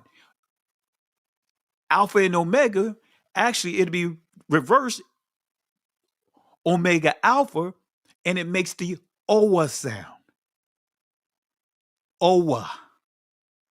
Oh, we're going to break this down. We're going to break this down. Let's go back to this source here. Page 403 and 404. And this is what we're going to highlight here. You see the Omega Alpha, right? Make sure you guys understand this. It makes the Owa sound. The palm tree was a symbol having two separate phallic meanings. Its stems had the same meaning as that of the oak or the cedar, while its new leaves issuing from the center as a firm upright rod of scepter, or sceptre, form coupled with its seed vessels hanging from the lower part of the leafy head, could not escape the eye of these early peoples who sought eagerly, for every phallic similitude in nature. Later, the Greek Alpha and Omega were put on the tree to indicate that the sexual organs were the beginning and end of life. So when we read in Revelation, when you see Alpha and Omega, guess what? That is not referring to, when it says beginning and end of life, that is dealing with sexual rituals. The ancient Hebrew understanding of the text is the alap and the tha, and the tha, which means signs. The Most High has no beginning. The Most High has no ending. The Omega Alpha, or the Alpha and Omega, as you see up here, the Omega Alpha, Oa sound, that is representing sexual rituals in the Greek. Come on, family. See the witchcraft that we've been subjected to? And many people now inside this awakening, because of that Sefer Bible, the very makers of the Sefer Bible, they created that Bible to hustle our communities. They designed that Bible just to make money off our community. And they pushed that name Yahuwah. Yahuwah. No matter how many times I say it wasn't no O sounds in ancient Hebrew and show the proof, there was no O sounds, there was no U sounds. What do our brothers and sisters want to do? There was no O sounds. His name was not Yahuwah because there was no Oa sound. His name was not Yahovah. See that Oa, you see how it still says Yahovah, Jehovah? You still making that Oa sound. That Oa comes from the Greek. That's the sound right here. Oa. And some will say Yahuwah or Yahuwah. Come on, family. But let's continue here. The Hebrew Aleph, originally the rod and serpent, as in, it gives the example figures, representing the phallus or pillar of sexual passion, the serpent. So this is dealing with the Syriac block letters, not the ancient letters. The block letters, that letter that they silent, right? The Israeli silence. Did I put the symbol up here? Let me make sure. No, I didn't put it up here. But it's a snake wrapped around a stick, right? But nevertheless, the omega is ineffable, or great O is the universal female symbol identical with the lucky horseshoe. So this is dealing with this right here, the horseshoe, which is also referred to as the horseshoe Yanni. You also have the triangle, which is the delta. All right, still dealing with what? The female reproductive organ. That's what this is. The horseshoe Yanni. You also see this in the fraternity, Omega Psi Phi. Come on, family. Embracing what? This phallic worship. That's why you see the perversions in these fraternities and sororities. Remember the Omega Psi Phi? They went viral years ago. All the men in this big gym or whatever it was hundreds of them, and they had their butts. They had their butts hanging out. Literally out of their pants, stepping. It was gross. So the omega is, the omega, the ineffable or great O is the universal female symbol identical with our lucky horseshoe and finds its most vigorous expression in the holy, very holy Indian combinations. All right. And that's when I don't have the images up on here, where the lingam, and that is dealing with the male reproductive organ, is seen through the Yanni, omega or great O. The Hindu arc is here seen, and I didn't put it here. So when you look at their structures of their buildings, you'll see it look like female parts, like breast, the Yanni, and also the male reproductive organ, right? The ligum. Anyway. So Hene ties alpha omega to phallic worship or phallic plus womb symbols. The alpha equals rod or phallus, omega would be womb. So alpha, phallus, omega, womb, right? In fertility cults, these symbols represented the beginning and end of life through sexual union or rituals. By connecting this to the Feast of Tabernacles, water libations, Hene suggests Israel was influenced by fertility cults, the Queen of Heaven. So again, even if Hene went overboard with his assumption that the Feast of Tabernacles were rooted in the Queen of Heaven worship rituals, he went overboard. He was wrong. But he's correct with Israel's struggle with the worship of her, the Queen of Heaven. Hene may be heavy-handed with his understanding of scriptures, but the link between the alpha omega symbols or symbolism of the Queen of Heaven helps expose the deception. Jeremiah 7 and Jeremiah 44 shows this was already Israel's stumbling block. So what is the overall point of showing this source? Right? The point of this is the Roman Catholics adopted this Alpha and Omega symbol with pagan sexual associations as a Christ title, while also elevating Mary as Queen of Heaven. Let me prove that. This is coming from the Time Search for Mary, right? This is from the article December 30th, 1991. The Search for Mary, that's on the cover. Even the Quran praises her chastity and faith. Among Roman Catholics, the Black Madonna is recognized not only as the Mother of God, G-O-T-T, right?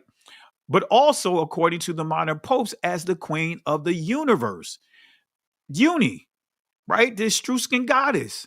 Uni plus verse, again, the triple goddess, Queen of Heaven. There you see it here. Seat of wisdom, even the spouse of the Holy Spirit.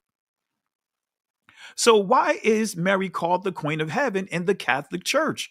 So now we're going to go directly to a Catholic source. Let's see why. Look at this here. That's what we're going to highlight right here. Answer. And this is coming from their own source. Mary as Queen of Heaven is an ancient address to Mary who used in prayer that dates back to at least the 4th century. The imagery of Mary as Queen of Heaven was very popular in the Middle Ages. Its theological basis derives from the notion that Jesus is king. The New Testament uses the image of a king to describe Christ or describe Jesus. In Israel, the mother of the king held the role of Queen Mother. In essence, she held a role of great prominence in the court, and the king would usually acquiesce to her wishes. In 1st and 2nd Kings, the kings are almost always listed with their mothers and are depicted as advising their sons. As Jesus is king, that makes Mary Queen Mother, according to Jewish traditions. Getting to the king through the Queen Mother is a natural thought and spur Christians to ask Mary to intercede with Jesus on their behalf. Mary's queenship is a share in Jesus' kingship. You see what they saying? So now they elevated Mary. This is the Queen of Heaven, right? So how does this circle back to the usage God and gods and got and gotter? How does this, what's the connection? The etymology shows that God, in other words, God is from the Proto-Germanic gudan, meaning that which is invoked or sacrificed to. That's dealing with chance, witchcraft, right? God or God is used generically for any deity, including idols. Through syncretism, Catholic translators chose God or Got and Lord as the mandatory substitutes for Yahweh's covenant name, as I just proved here. This forces every reader prayer to every person that's reading and praying to invoke a foreign deity title, not Yahweh himself. So let's now transition over to spell. We laid out God. I proved to you we shouldn't even be saying God. God is connected to Gater, mortal deities, going to Damarong. All right. So what is gospel? Now, just with the word got or God, that just knocks down this whole word. But let's break down gospel. All right. Let's look and see what it says here. Glad tidings announced by Jesus, one of the 4 gospels. Look at here, literally good spell. It says literally. So gospel is literally good spell.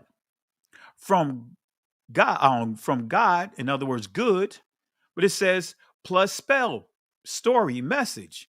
So this is where people get this notion that gospel simply means good story. Spell, and here's this saying good story.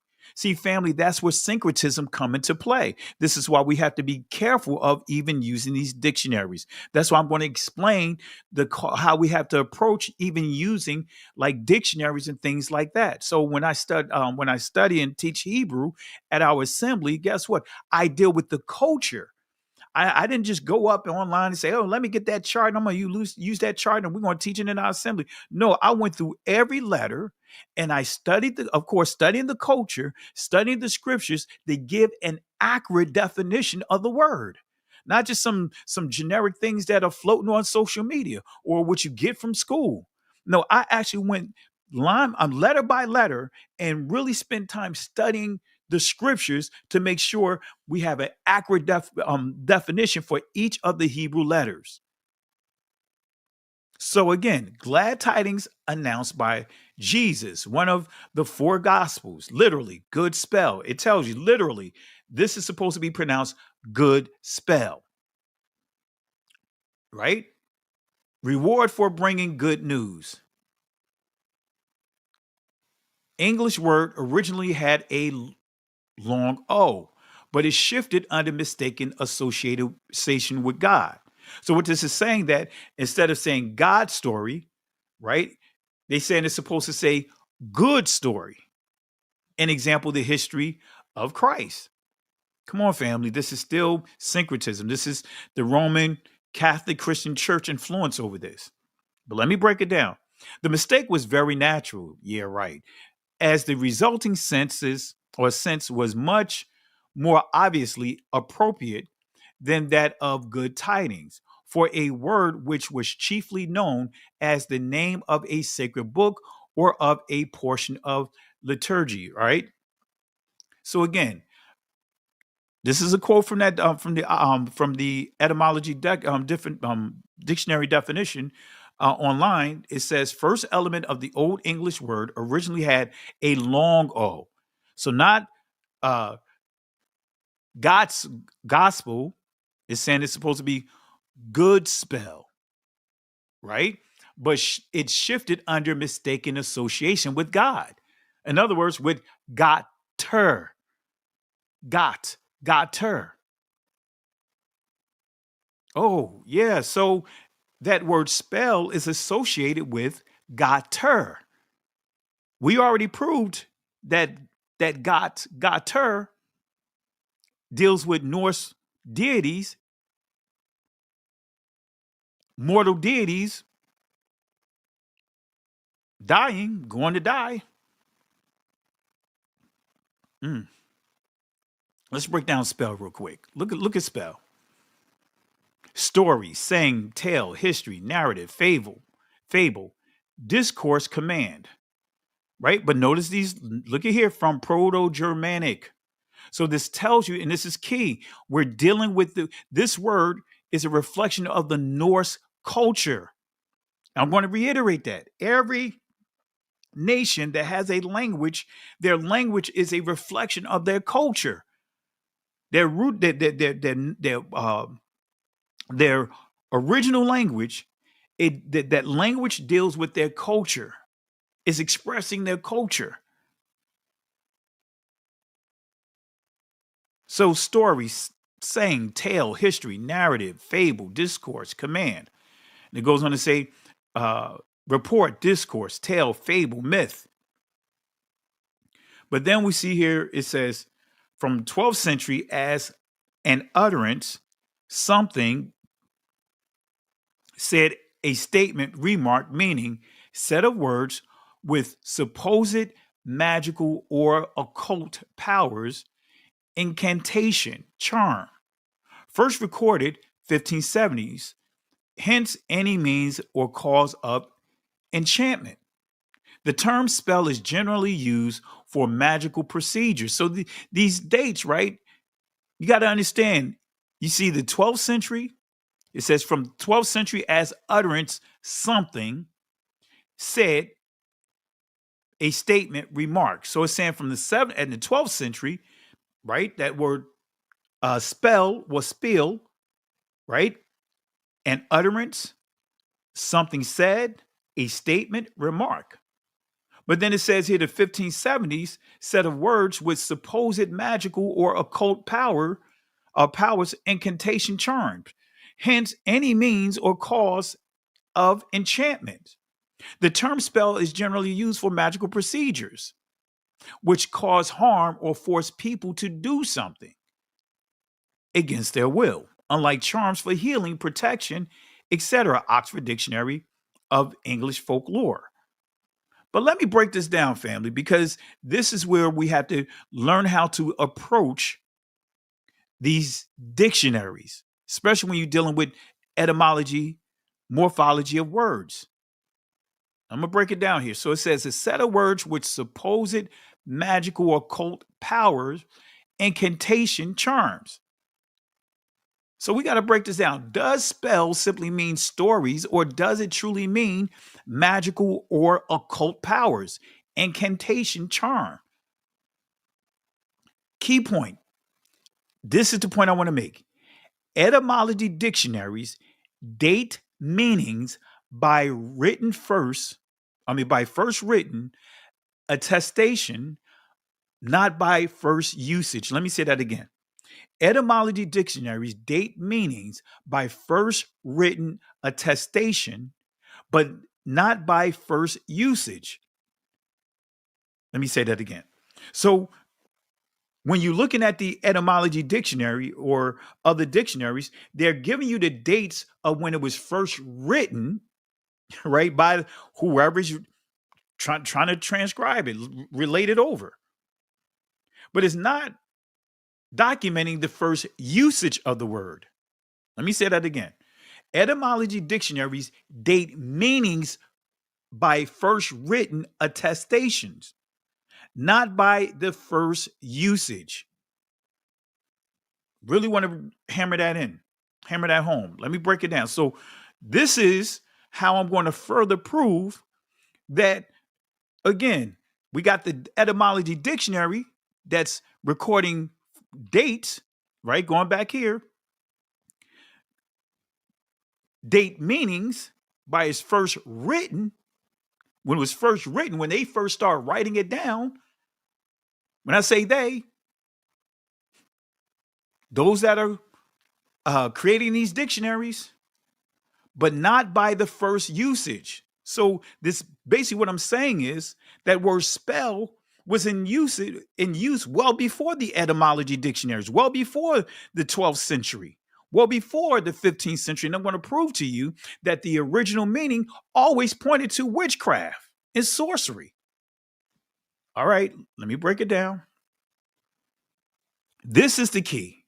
This guy right here, y'all see this deity right here, this God right here.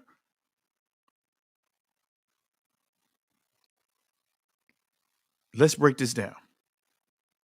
His name is Bragi. In Norse traditions, is literally the god of poetry, eloquence, and storytelling. More specifically, charms and enchantments. Predates the etymology dictionary date and first usage. Let me say that again. This guy, when we're dealing with the Norse culture predates the etymology dictionary date and first, it predates the etymology dictionary dates and the first recorded usages that these dictionaries make you, point out. Bragi in Norse tradition is literally the god of poetry, eloquence, and storytelling. That's what you see on the surface. More specifically, charms, enchantments, predates the etymology dictionary's date. All right? And according to them, first usage. Is Bragi simply the goat or got? Stories in Norse tradition?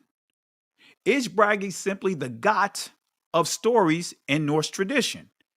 Right? Notice I'm saying God to not God, right? To properly answer this question, it starts with the Norse goddess Idun. Let's look at Idun.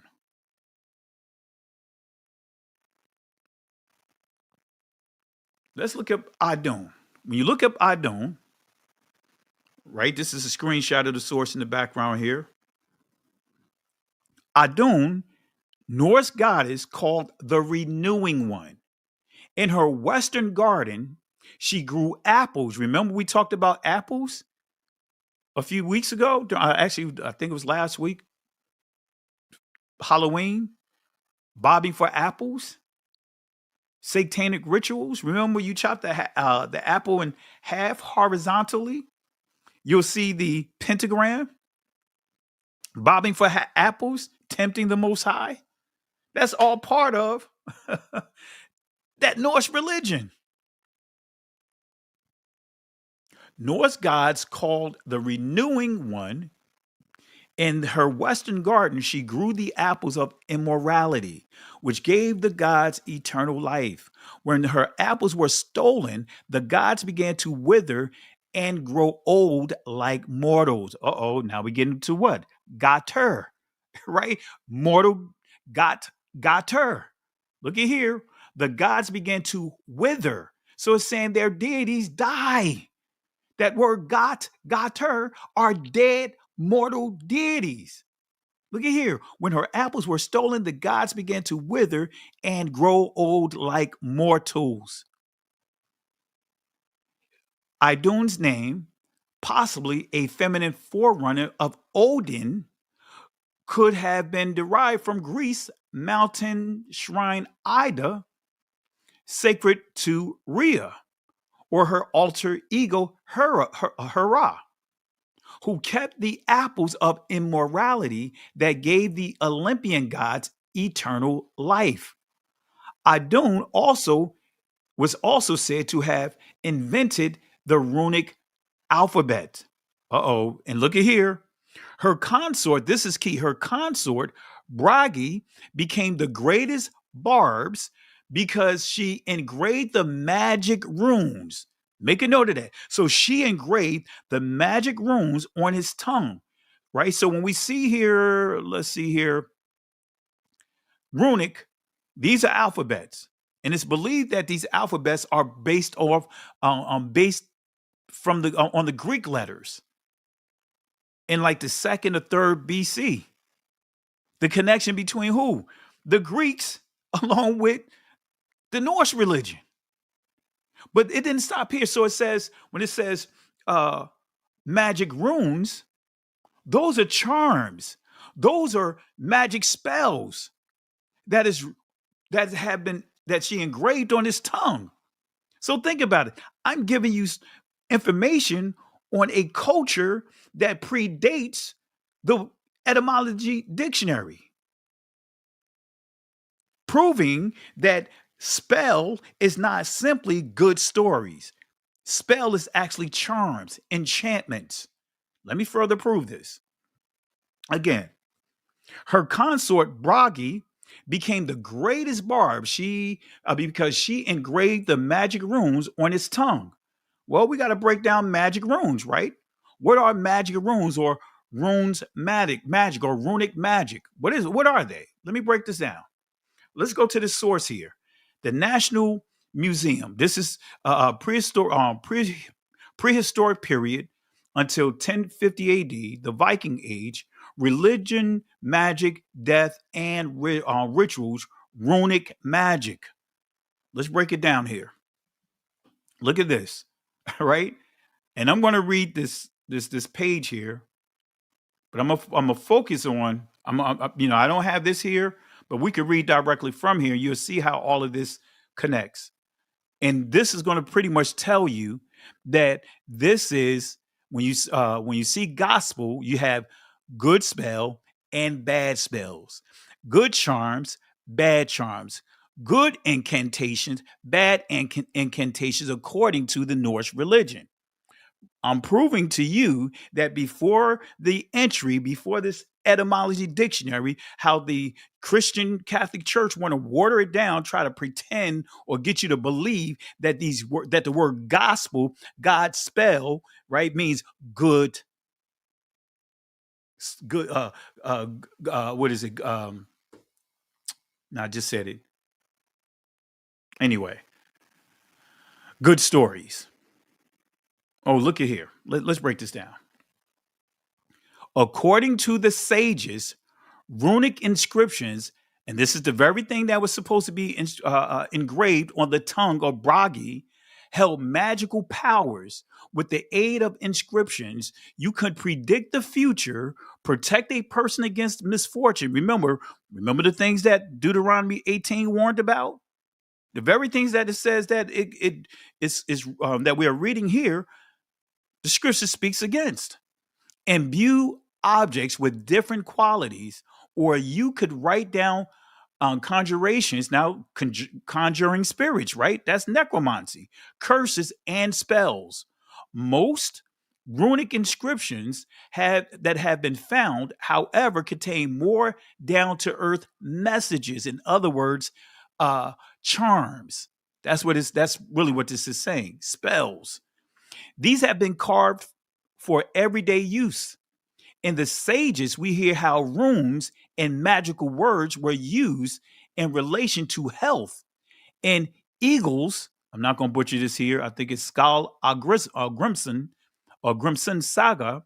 The Skald Eagle uses runes to cure a young girl who has been enchanted by false runes. So this is saying that they had to use good spells, good magic, because this girl was subjected to bad magic, bad spells. Come on, family. Good spells, bad spells. This is not dealing with good stories, bad stories. This is dealing with enchantment. So that word gospel, I'm proving to you, gospel, good spell is what? Good enchantments, good charms, good magic. That's what they're trying to tell you. Eagle carves new runes, places them under her pillow. Wait a minute.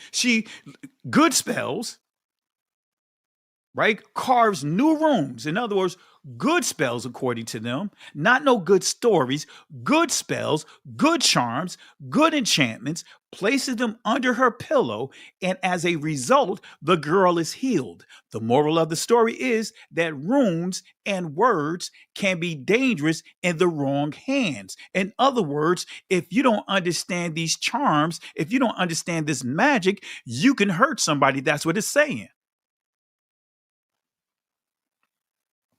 Runes carved upon rune stones also served a variety of purposes.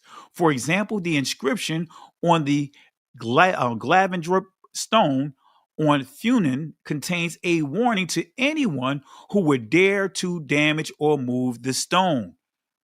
And that's the stone that you see right here. And that's what you see the engravements here. These are what? A spell.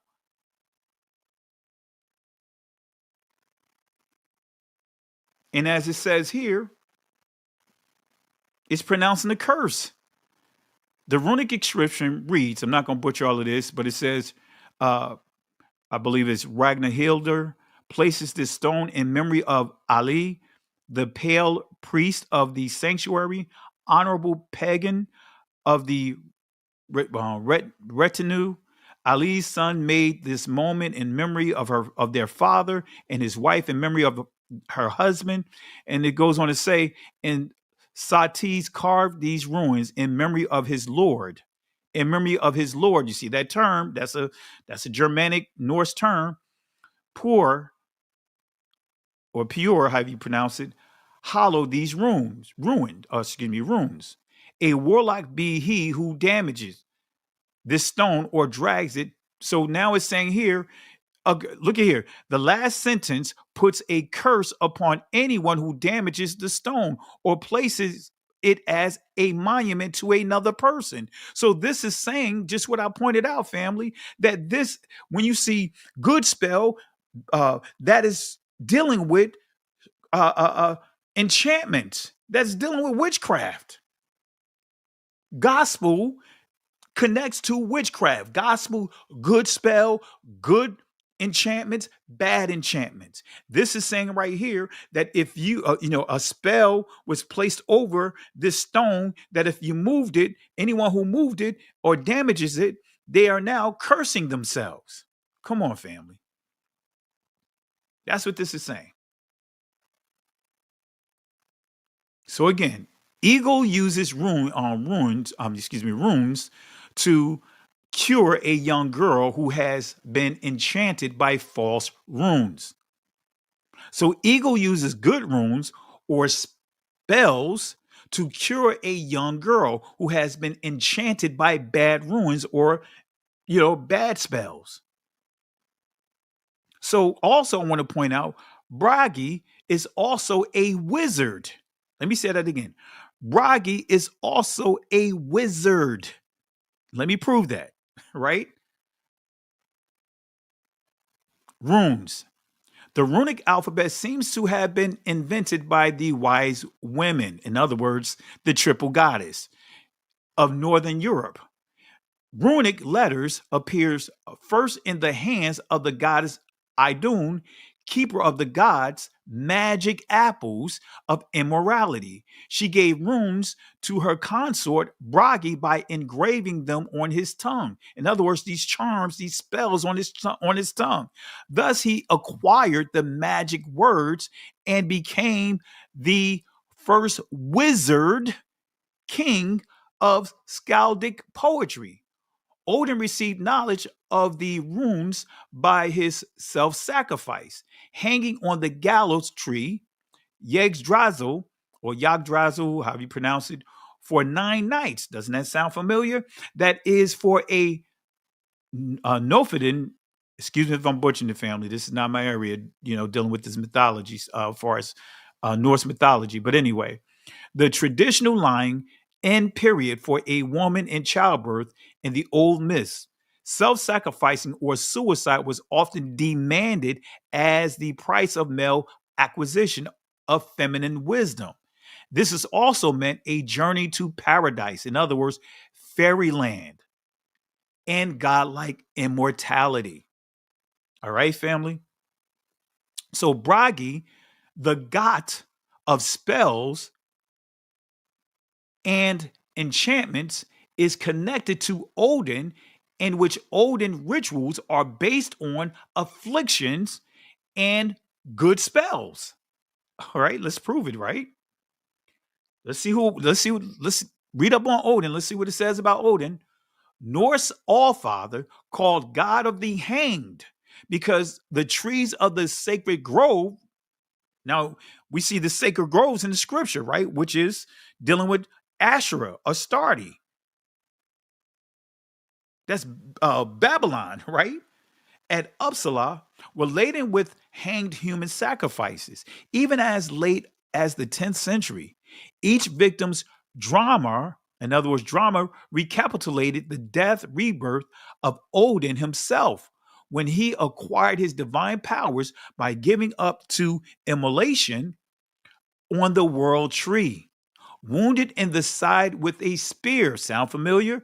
He said, I know that I hung on the windy tree for 9 whole nights, wounded with the spear dedicated to Odin, myself to myself.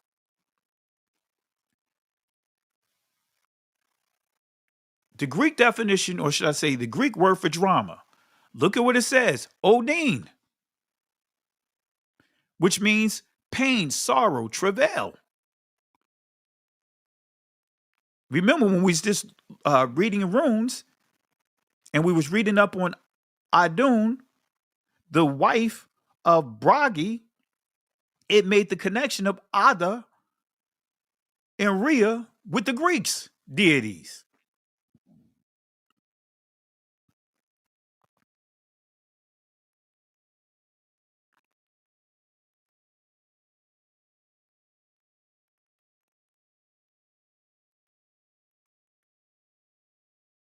I'm looking here at the chat here.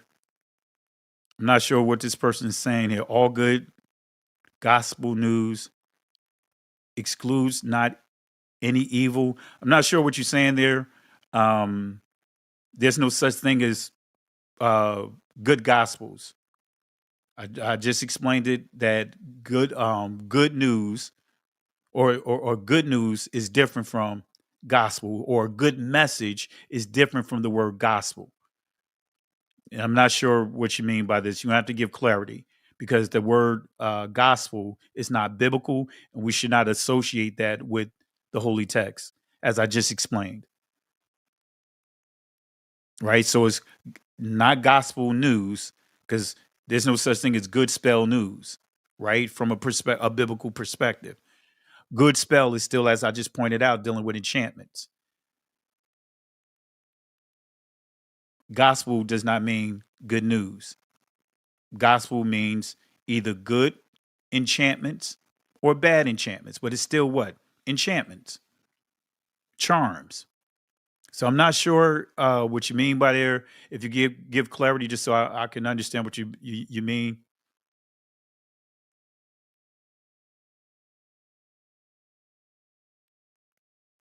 Yeah, very good. Still, that does not connect to gospel. That's the point that I'm making. I'm not sure. That's why I'm asking you. Are you Yakeba? Is that what you're trying to do? Are you connecting the two together? Or are you just saying very good is separate from gospel? Make it clear, so that way I want to make sure that we're not you're not posting contrary to what I'm teaching here. Because I definitely spent almost 2 hours teaching this, and I want to make sure that you're not contradicting what I'm teaching here. That's why I'm asking you if you could give clarity to your words, because I'm not understanding your post. All right. All right. All right. So very good is not connected to good spell. Just want to make it clear. Good or bad spell, because it's still enchantments, charms. And the Most High in Deuteronomy chapter 18 forbid those. All right. You're not answering my question. I'm gonna ask you one more time, because you're not making it clear with what you mean. If you could just answer my question, please don't post scripture. Just give me a clear answer. I know what Genesis 1 and 2 actually means, and it doesn't mean what you're. That's why I want to make it clear. I don't see the connection of what you're trying to make to Genesis 1 and 2. It says Yahweh saw the light and said that it was good. Has nothing to do with good charms or bad charms. So that's why I'm trying to get an understanding of what you're meaning. Because if not, then we're going to have to. I'm going to have to remove all of that. But I want to make sure before that I'm understanding what you're posting, because I don't want to have to remove that from the chat if that's not what you mean. But if that's what you're trying to do, then I'm going to have to remove that from the chat, because it'll be contradicting what I just spent 2 hours laboring over. So can you give a clear answer of exactly what you're trying to express? All right. So I'll be looking for your answer. If not, if I don't get an answer, then I'm just going to remove your entries, because then that's telling me that you're still trying to connect good spell with, or that word gospel with the scriptures. And I just proved it that it doesn't coincide with the scriptures, no matter what passage you pull up. And I'm going to give you a key passage to further prove it as well. All right. But anyway, moderators, be on the lookout. If you don't see an answer from it, you guys know what to do. I'll give him a few minutes to respond. If he doesn't respond, you guys know what to do. All right. All right. All right. And moderators, you guys know what to do. If anything that's contradicting the lesson or going against the lesson, you guys already know the instructions of what to do, because I'm not understanding this person. All right. But nevertheless, and if that person is posting that all through the chat, you guys know what to do. Handle that, moderators. You guys know what to do. All right. These are questions that you guys can ask the person versus me doing it here. And, so that way we don't have. All right. I got it. All right. Because the person is not even answering the question. I went on and took it out. All right. All right, family. Let's continue here. We got a little bit more to go because I'm going to pull up ChatGPT and I want to pull up Google to show that I challenged them to see what they say. And guess what they did? They confirmed everything, that I've been teaching for years. But look at this here. So Odin, transliterated to Odin, it means intolerable anguish in reference to the dire calamities precede the advent of the Messiah. So it says pain, sorrow, travail. All right. So we see that there's a connection here. Okay. And we see, as I pointed out, how Odin was hung on a tree for 9 days, pierced in his side. So for the purpose of drama, right? That ties into, we see how basically get a more understanding of why the Romans did what they did to the Messiah. So the Greek word for sorrows is Odin. And then we go to Matthew chapter 24, verse 5. You see it confirms here when it says here, let me just go straight to it. All these are the beginning of sorrows. All right. And there you'll see the word Odin in the Greek. So this further proves how deeply intertwined the Norse culture through their language, charms, and divinity were in the Northern Europe worldview that later fed into English Christian vocabulary. Let me say that again. This further proves what I just shared with you, further proves how deeply intertwined the Norse culture through their language, charms, and divinity were in the Northern European worldview that later fed into English Christian vocabularies, their etymology, their dictionaries. So did the disciples spread good spells? No. The Greek definition of testify, look at what it says here. It says charge, testify, witness, confirm a thing to be testimony. Let's go to Acts 28:23. Why am I bringing this up? Right, because you'll see here. He expounded and testified the kingdom of Yahweh, pursuing them concerning Yahweh Shai, both out of the law of Moses and out of the prophets, from morning till evening. All right. Oops. Revelation 12:17. And the dragon was wroth with the woman Israel and went to make war with the remnant of her seed, which keep the commandments of Yahweh and have the testimonies of Yahweh Shai Mashiach, Jesus the Christ. So did the Hebrew Israelite Messiah, did Yahweh Shai teach a good spell or the word, the good word or good message? Let me make it clear. He did not teach a good spell. He taught a good message, but he didn't teach a good spell. Let's go to Matthew chapter 4, verse 23. And then we'll wrap it up. We'll put about 20 minutes into ChatGPT, two AIs that I challenged, right? And Yahweh Shai went about all Galilee, teaching in their synagogues on Mashkan and preaching the Bashar, right? And your translation, you want to see good tidings. In other translations, you'll see good messages. But why do we see gospel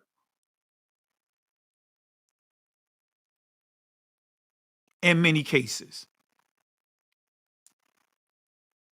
But here in the look at here. I'm gonna show you here. In this KJV version,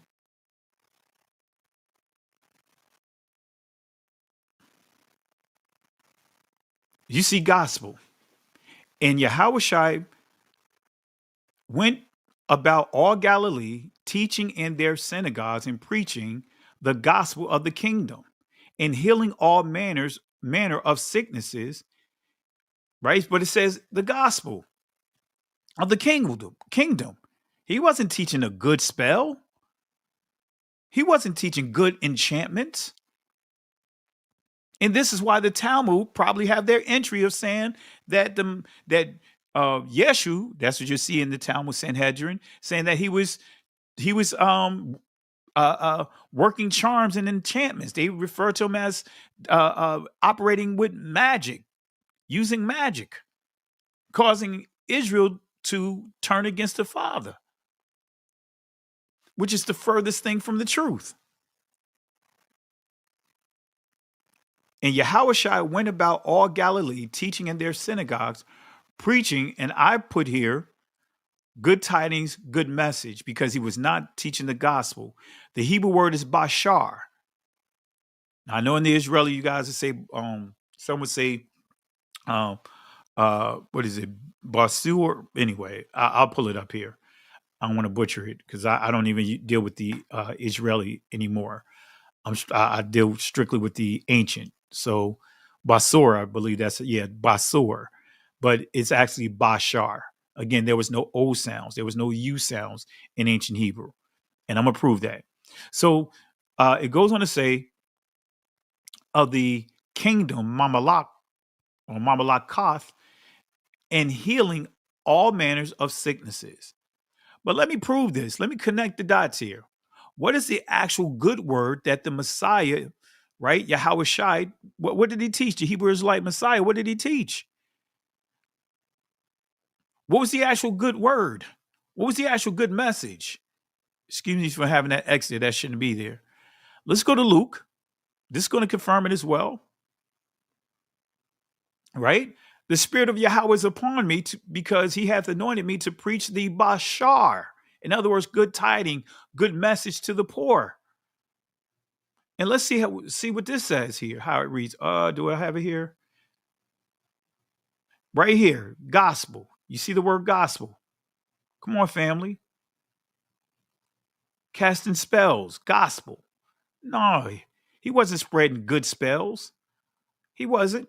The Messiah wasn't spreading good spells. But let me prove it, right? Because here you see the word gospel.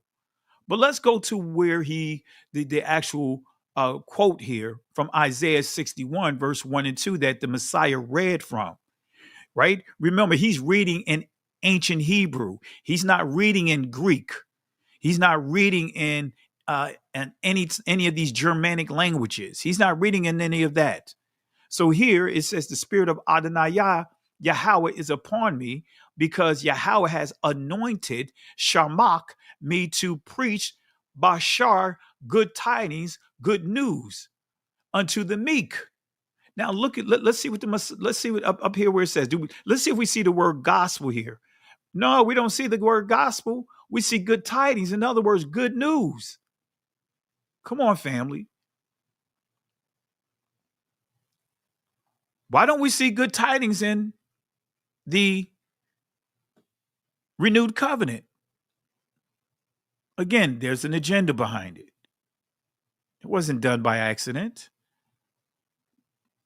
It wasn't done by accident. To proclaim the acceptable year of Yahweh and the day of vengeance of our Elohim, to comfort all that mourn. All right? So since it's we've been going for 2 hours and 13 minutes. All right. Let me do a little bonus time here, about 15 to 20 minutes. Let me transition over to, let me share another screen with you guys. Let me share two screens. Let's start with, let me close this out. We're going to start with Google.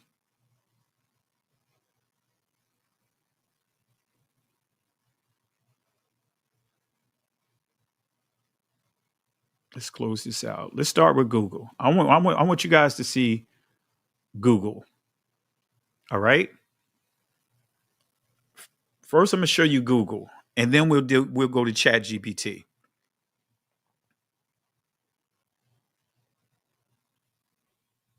All right, let me pull it up here. That's not what I was looking for. Let me see if I could find.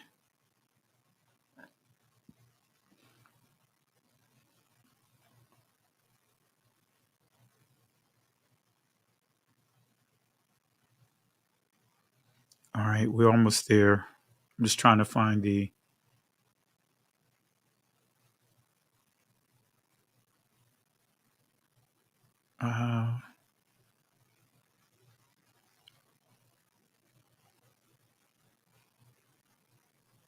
Matter of fact, let me go to my Gmail and pull up the link there. All right, let's see here.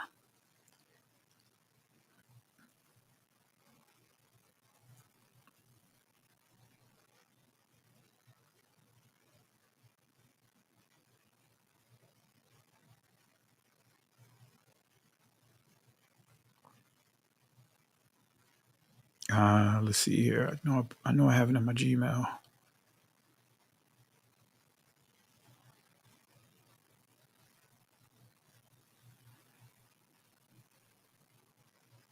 Man, I gotta get rid of this thing here. Let me pull up this link here through here.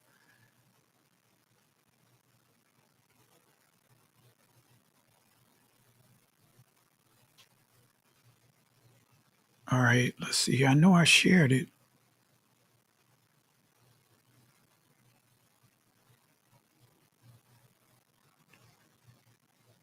All right, bear with me 1 second, family. I'm just trying to find the link.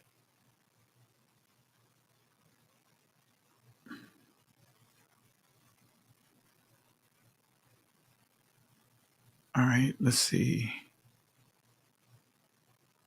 Do I have my phone down here? Because if need be, I'm going to have to send it to myself. Let me check one more area.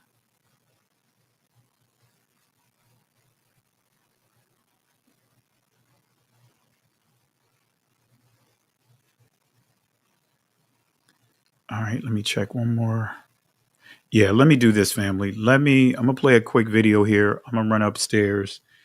I think I left my phone inside the attic. And let me get that link and I'm going to send it to myself. And I'm going to show you guys what my interaction with Google's AI as well as ChatGPT. And we're going to bring this home. All right, let me go back over here. Where's my window for?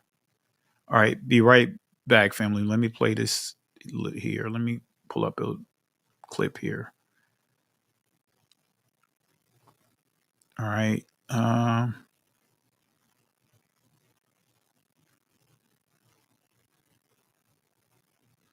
to see a clip that I got that's give me a little extra time. If not, I'm gonna have to be upstairs and back in 60 seconds. All right. I'm gonna play this clip here. This is dealing with the 1948ers, a couple of pastors making the connection with Revelation 2:9 and Revelation 3:9. Here we go. And so when he's saying he's coming to redeem, while he would say, redeem Israel, O God, out of all their troubles. First thing they need to be redeemed at, more dangerous than Hamas, more dangerous than Muslim neighbors, are internal these, and there's another biblical name, these who say they are Jews and are not. I was going to ask you about that. In Revelation 3:8, I think, I was going to ask you that question. Does that refer to this time, or can it refer to this time? It can. It's Revelation 3:9. Indeed, I will make those of the synagogue of Satan who say they are Jews and are not, but lie. Yeah. And there's a different application for it, but we understand this is really there's a practical storyline I've shared before on a program maybe a year ago, I don't know, about the Khazarian mafia and the Khazarian Jews, and I'll just say the briefest understanding of it and how this applies to them, because it's about 1,000 years ago. Really, these are almost like marauding tribes, not like tribes of the tribe of Israel, but they're based out of the Ukraine. ironically or not, based out of Kiev. And these were those that would go around, take new lands, and they were known, they had brought the Babylonian religion with them. They were doing cannibalism, human trafficking, no boundaries, sex interaction. They were so wicked that the story goes that he who led, I believe he was a czar of Russia, when he had won a battle against him, gave him an option. And in some way or another, this is a truth that they were told, again, 1,000 years ago, you must choose a religion. You all are worthless people. You're not training your kids into any kind of civility, reasonableness. And he gave them a choice of the three Abrahamic religions. And the three Abrahamic religions being either, at the time, we'd say Catholicism, Christianity. The other one is Islam, and the other was Judaism. And so they, in a very pragmatic way, the Khazarians chose Judaism because the Pope was and the Vatican, they were very hands-on, forcible conversions. And so it was not a light thing to go under that, nor was it Islam. It's a heavy yoke on both. And so Judaism would leave them alone. And so they did some things of incorporating some level of, they weren't, first of all, they were not Semite. All right, family, let me see here. I'm trying to send it to myself. Found it. All right, let me do this here. All right.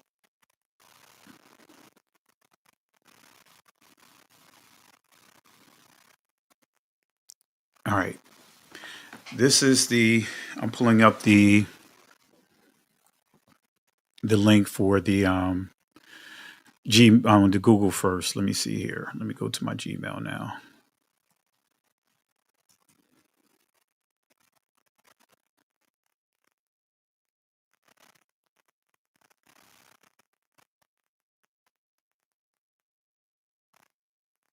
All right.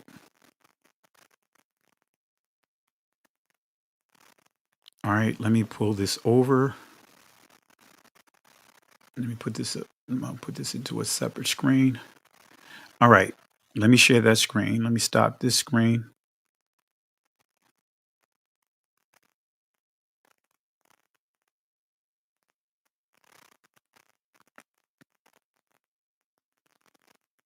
All right, let's see here.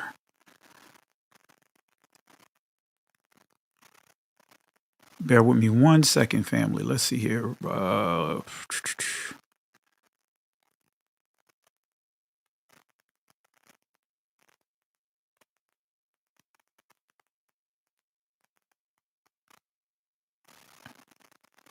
right.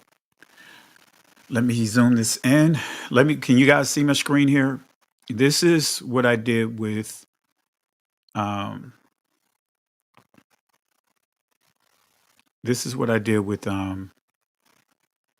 YouTube, Gmail's AI, right? If you guys could see this, let me know. I'm gonna zoom it in a little more. All right, let's do it a little bit more. Okay. All right. Let me look at the chat and see if you guys can see it. All right, you guys can see it? Okay. Now, let me go to the top here.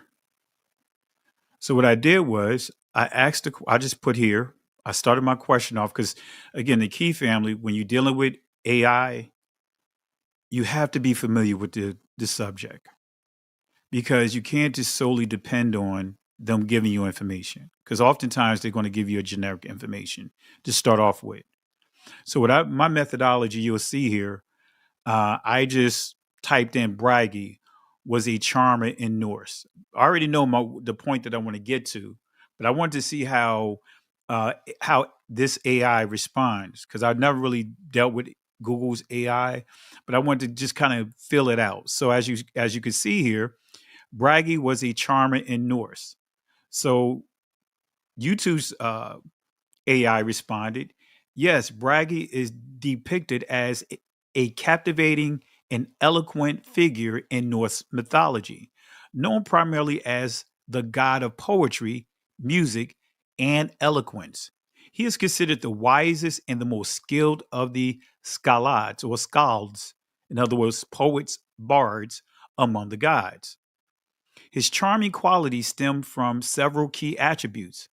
As you see here, master of words, it says he possessed an exceptional gift for speech and was renowned for his ability to compose beautiful, inspiring poetry and stories. His very name is linked to Old Norse word bragur, which means poetry or the first noblest, and a person with superior eloquence could be called bragger. And we see here musical talents. It gives, it says here, Bragi is often associated with the harp, and his music, his singing voice were described as delightful and capable of enchanting both gods and mortals. So you see the picture that is painting here. It's not giving you anything that's pointing you down the pathway of enchantments in terms of witchcraft, charms, or anything like that. You guys noticed that so far, right? They're not giving you any of that information. It's giving me a generic definition here. It says diplomatic and welcoming in Valhalla. It was Bragi's role to greet and welcome fallen heroes with courteous words and entertaining poems, a task that required charm and wisdom. Look at how it's reading. All right. It goes on to say, while he was not a warrior god like Thor or Odin, his power lay in words, which was considered as powerful as a sword in its ability to shape minds, preserve history, inspire emotions. All right. So very generic. And then he gave me some links here. But I went back here. My response was Bragi's was it actually should be wasn't, but it says Bragi wasn't simply a charmer in terms of charming, but magic spells. Charms in terms of charming, but magic spells. So guess what? I wanted to make sure I insert that there because it was trying to say, keep things as from a charming, a positive perspective, not contrary to the scriptures. It wasn't dealing with witchcraft or anything like that in the responses I got. So it says in Norse mythology, the distinction between charming eloquence and magic spells is blurred, as poetry and words themselves were considered to be inherently magical. You see how it responded? And it goes on to say here, runes on his tongue in ancient texts, specifically the poet Edda that I talked about. It says here, describe Bragi as having runes carved onto his tongue.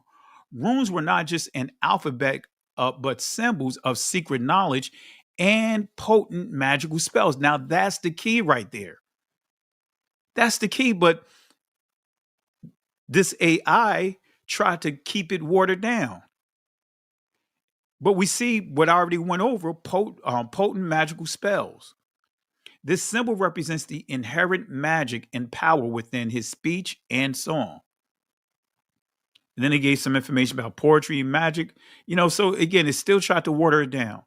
Magical language capable of achieving real-world effects.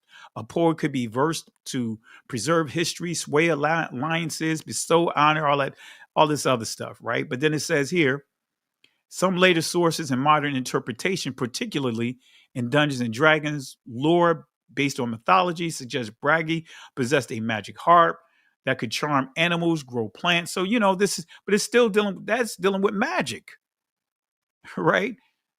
Remember some of the issues back in the day people were having with Dungeons and Dragons, all kinds of witchcraft, and people was getting all messed up from that stuff? Dealing with this stuff right here. Inspiration and emotion, right? And again, as you see here, the ability to influence minds and hearts aligns closely with the concept of enchantment or charm magic. All right. So I came back with this here. Right. I put a pretty lengthy post here. Pretty much what we covered here inside this inside this lesson about, for starters, the runes, right? The runic alphabet, but the key here, showing that he was referred to as a wizard king. And also, let's see here.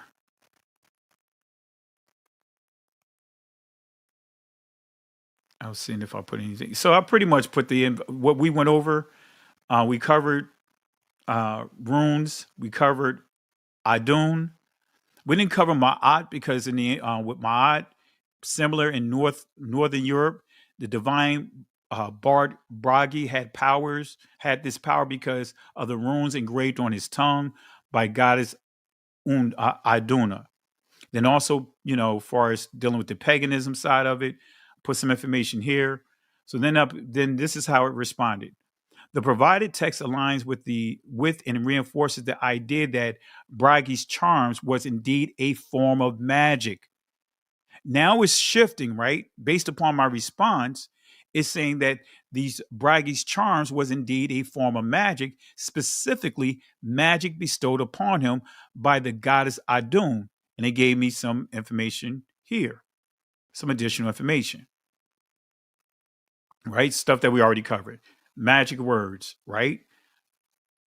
The outcome for Bragi. As a result of receiving this gift, Bragi became the first wizard king of Skaldic poetry. The term wizard king clearly indicates a magical power rather than mere persuasive speaking ability. So now what ChatGPT. Now what this Google AI is saying, that because of me providing sources, as you saw, as we went over in my presentation, it's saying, wait a minute. Oh, it's clearly showing that, wait a minute, he's not just being good with poetry. No, it's saying here, let me highlight it here. It says, as a result of receiving this gift, Bragi became the first wizard king of Skaldic poetry. The term wizard king clearly indicates a magical power rather than mere persuasive speaking abilities. You guys caught that? All right. Can you guys still see my screen? I want to make sure if you can still see my screen, type 1. All right.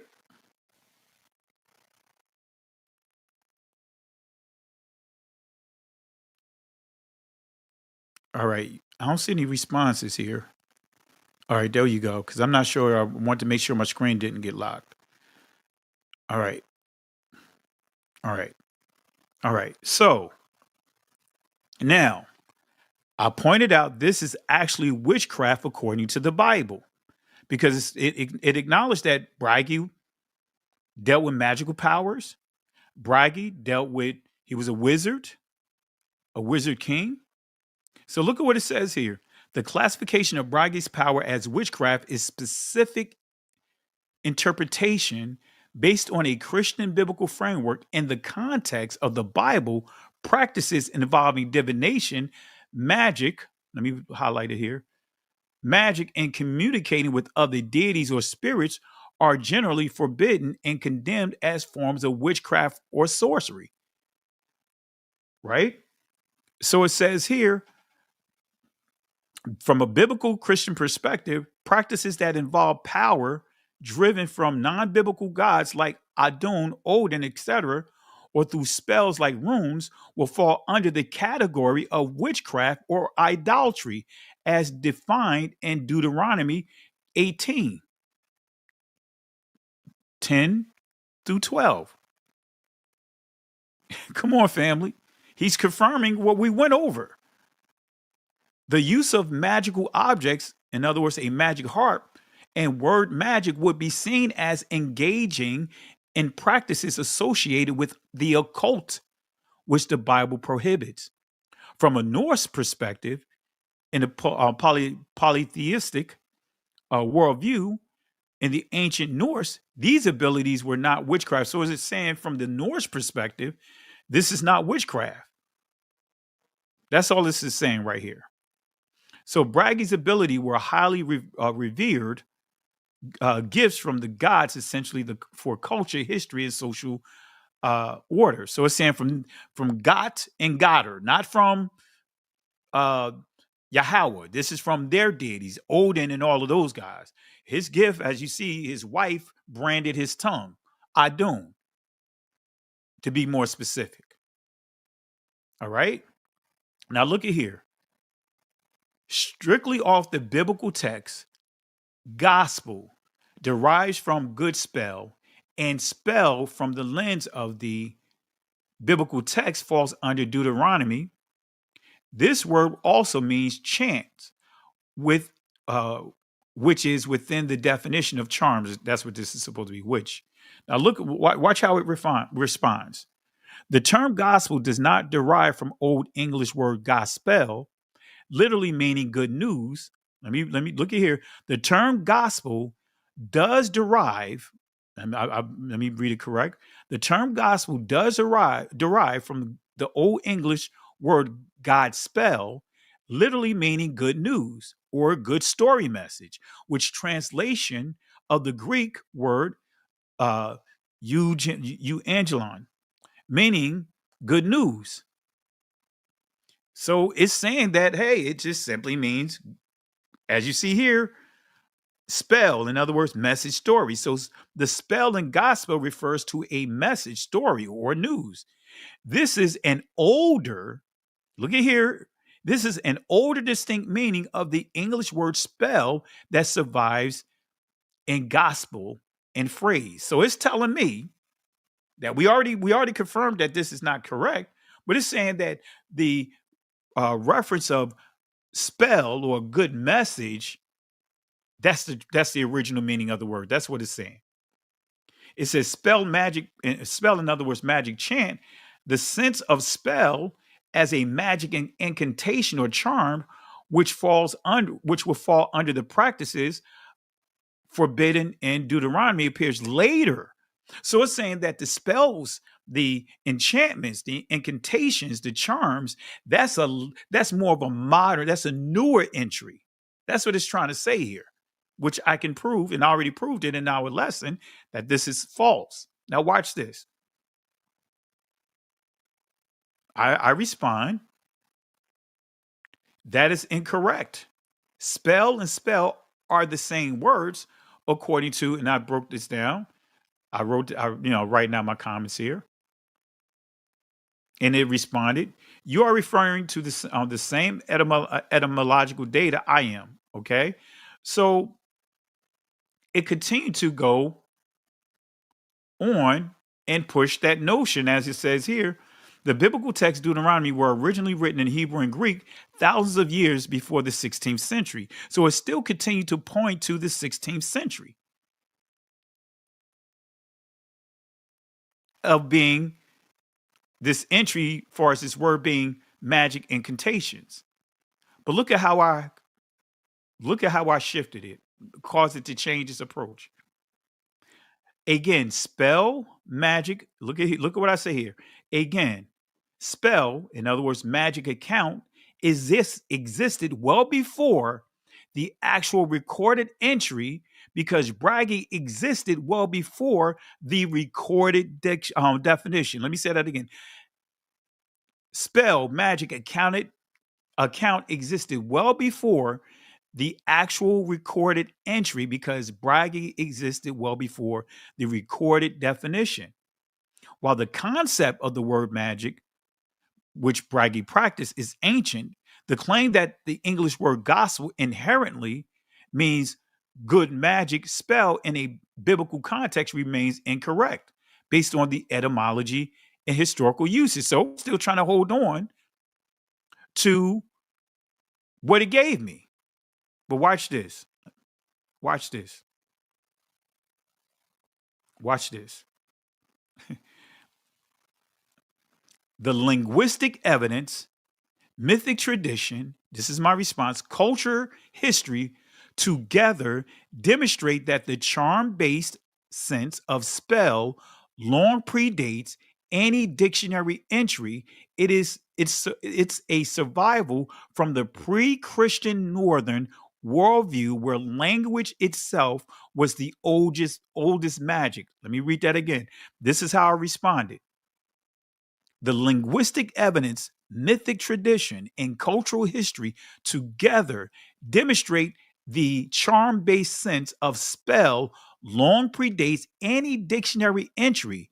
It's a survival from the pre-Christian Northern worldview where languages itself was the oldest.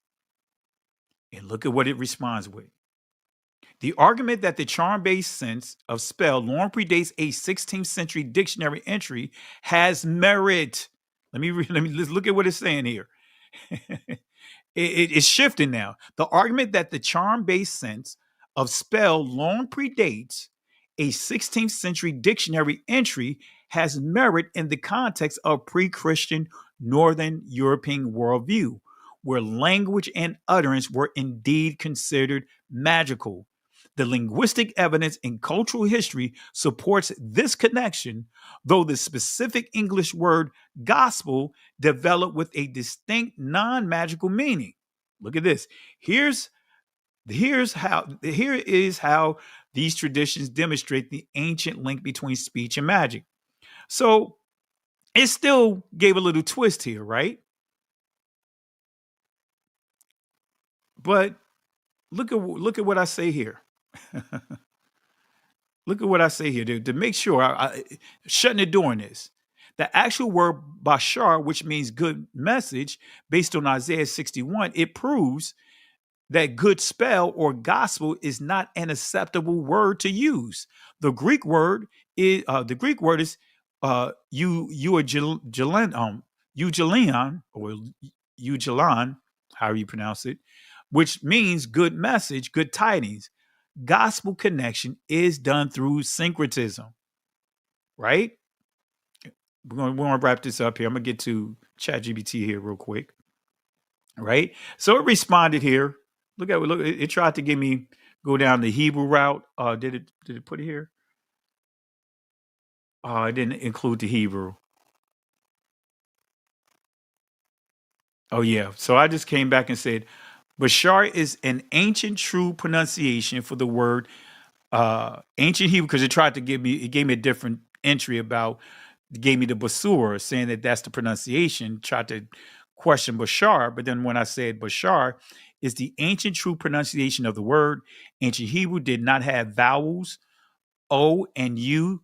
This interpretation, this is interpolations. The colon vav or wa originally made the ah sound.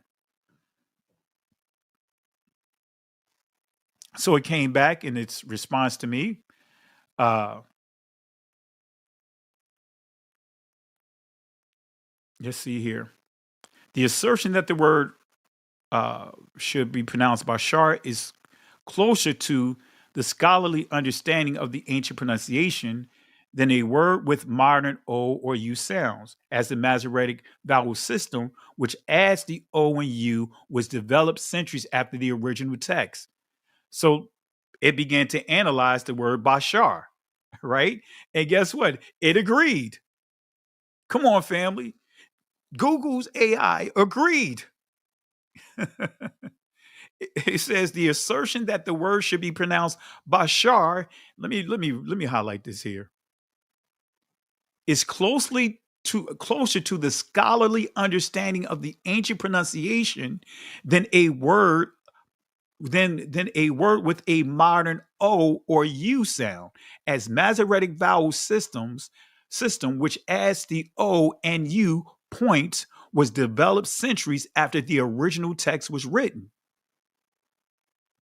So it goes on to say the Hebrew root bashar, which they say basar, but anyway. So it goes on to say here, and it says here, you are correct. Look at this here. You are correct. The vowel points, the Masoretic system that produced the O or U sounds, were a later addition to the ancient text developed between the 7th and 10th century CE. In ancient unpointed Hebrew, the pronunciation was more fluid and likely relied heavily on context and oral tradition. The sounds of the colon vav likely had an ah, and it says ah as in W, quality in early periods. Come on, family. This shuts down just what we talked about, that name Yahuwah and all this other stuff. This confirms it. But guess what? Let's bring it back here. This is what I said. I just want to point that out to you real quick.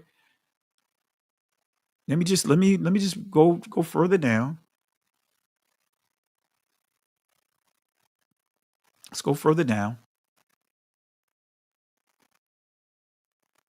Because now I'm bringing it back to me proving that it was wrong, or trying to say that the word gospel, giving it clarity. I put here, you're wrong, and I proved it, that the Rune Bragi Adun cycle shows that spell already meant a verbal charm long before Christianity. The word gospel, therefore, inherits a vocabulary whose roots are magical, poet, and pagan, not Hebraic. When missionaries rendered EU Angelon as God's spell, they unintentionally merged the good message of Scripture with a word family that once meant magical incantation. So again, linguistic evidence, mythic traditions, and cultural history together demonstrate that the charm-based sense of spell long predates any dictionary entry. It's a survival from the pre-Christian Northern worldview where language itself was the oldest magic. And look at this here. I'm just going to go to a summary. Acknowledging the user's point. The user is correct that the Galador concept, which relates to the spell root family, existed in pre-Christian Northern Europe as a form of magic, long before any dictionary recorded the specific English noun spell with that meaning. This shows a very ancient cultural connection between utterance and magic. The core disagreement remains a matter of theological and linguistic interpretation. So it says mainstream Christian view, the choice of gospel was a functional translation of meaning good news, and the intent sanitizes the word of its previous pagan association. So it's trying to say that they cleaned the word up. Christianity cleaned the word up. Come on, family. It's trying to say that the Christian Catholic Church took a word that truly means, as I pointed out, they took a word. Now they're saying they agreed that the original word, gospel, dealt with charms, dealt with witchcraft, dealt with incantations, dealt with enchantments. But it's saying that the Christian, like through syncretism, they call themselves cleaning it up. But look at how it closes out here. The inherent root of the English word spell is incurably linked to pre-Christian magic through traditions like Bragi's runic tongue, making its use unacceptable within a strictly biblical context. So it agreed with me. It's saying that if we just go strictly off the scriptures, not going off of what the Christian doctrine, not going off of their theologies, if we go strictly off the scriptures, look at what it says, making its use unacceptable within a strictly biblical context. Y'all see that? Let me zoom. Do I need to zoom that in for you guys to see it even more? It's agreeing with me. It's saying if you basically my point of view that I've always taught, let's stick to the scriptures. We don't need to use all these. I don't want to hear any modern interpretations or modern scholarship trying to backdate it to change history, trying to create words and definitions and then backdate it, coming up with this word gospel and then backdate it by putting it into transliterations to make it appear as if it's an ancient word. It's making it clear if we go strictly off the biblical text, primarily the Hebrew culture, that's what it's based off of, Deuteronomy 18, not this Christian Catholic stuff that started developing in the 2nd and 3rd century. It's saying strictly off the biblical context, it is unacceptable. That's a mic drop right there. But you know what, family? Let me give you one more.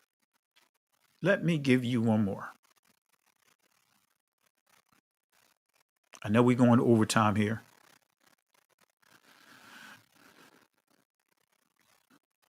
Let me give you one more.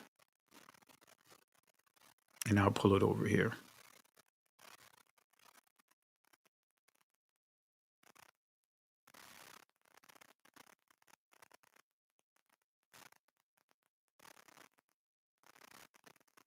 All right, let me pull this over. I'm not going to go through this whole thread, but I'm just going to go through a little bit of it. Let me see here. Let me see if I can pull it out here. And I'm going to bring it over.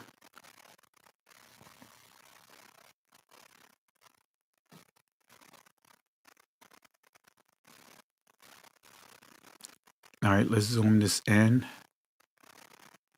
This is a lot here, but I just want to show you here in a nutshell of how ChatGPT I had to take the same approach.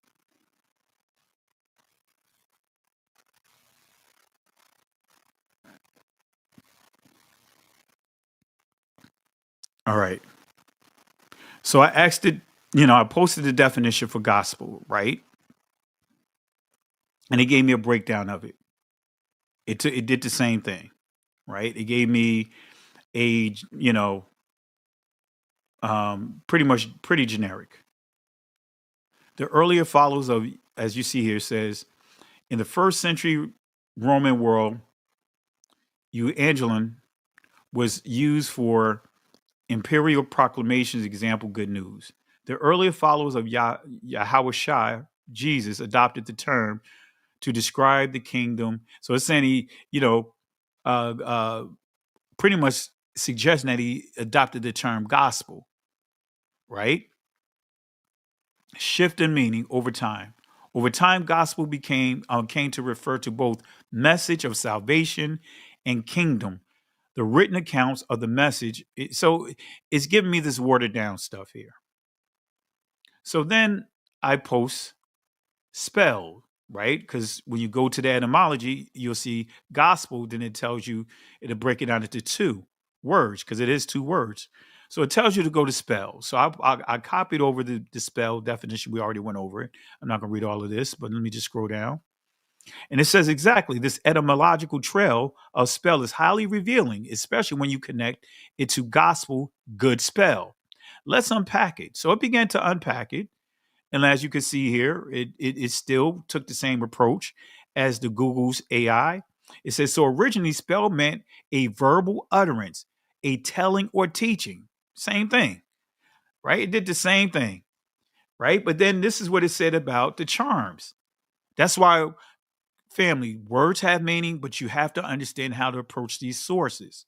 Later magical sense. So it says by middle 13th to 15th century, spell took on a new dimension. So it's echoing what we saw in the Google's AI. This shift happened after Christianity had already use of gospel for centuries. So it's trying to say that just like how it's laid out in the entry, which is incorrect, right? That this entry of magic or occultic powers came centuries later, but it was already being used as good stories. But let me fast forward. I put here God spell. God plus spell isn't what the disciples taught and would have used it and wouldn't have used. That's what it should be. It would be good message. And it says you're exactly right. The disciples did not use or think in terms of God spell. Later English word is Germanic translation artifact. So it's saying that that's not a Hebrew concept, a Hebrew or Greek concept, right? So it went on and broke it down. But let me go to where I want to get to, because it still kept giving me that surface stuff. All right. So it says here, the disciples preached the good message, not a God spell. So it's saying correct understanding, the true emphasis on the proclamation of restoration and covenant fulfillment, not any spell or mystical charm. So you see it started changing a little bit, but I still wanted to break this down. Spell is associated with charms. So I, went back and forth with that. I'm just brushing through this, family, because I know it's getting late. It is late, rather.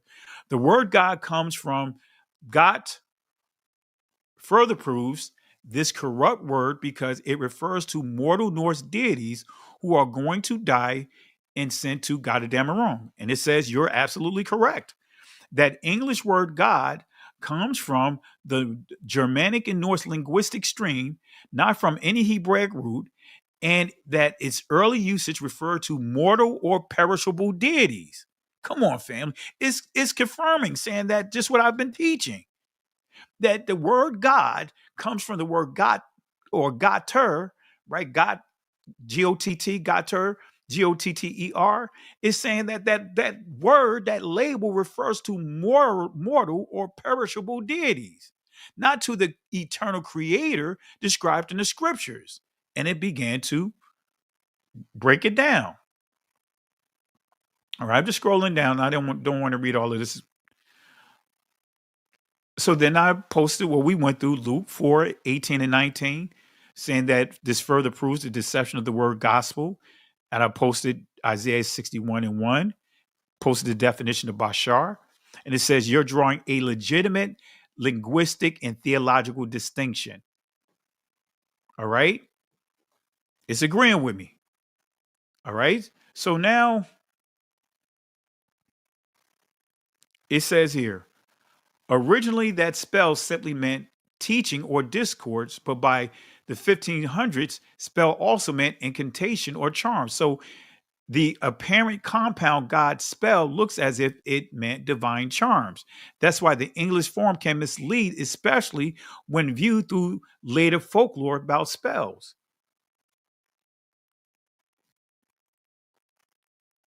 Watch this. Watch this. Watch this. I'm about to give ChatGPT an uppercut. This is the other thing. I said this further proves the point that this word gospel, and I'm not sure if you guys knew this, should never be used because the Baptist and Methodist Church actually at one time used good news, not gospel. I grew up in the Baptist Church. We didn't use gospel.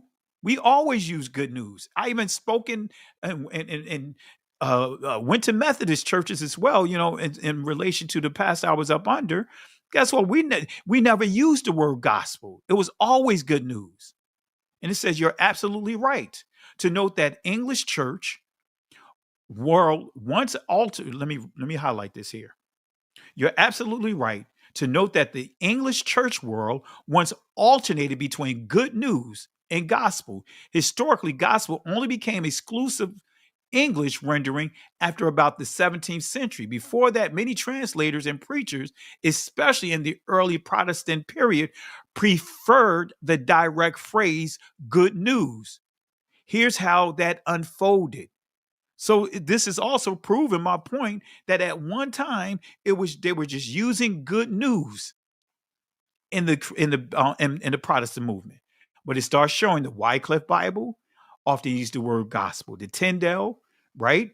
It says the good tidings, but you see, it points to that Wycliffe Bible, right? And you also see the entry of GYU that was introduced by the Wycliffe Bible that turned into JEW. You see the influence of that? So for roughly 3 centuries, good tidings and good news were common. Look at here. For roughly 3 centuries, good tidings and good news were common in sermons, catechism, hymns alongside or instead of gospel. But let me fast forward here. Let me get to a key point like I did here. The God of stories, Bragi. Yes, Bragi in Norse tradition is literally the God of poetry, eloquent storytelling, not supreme creator. So let's start breaking them down.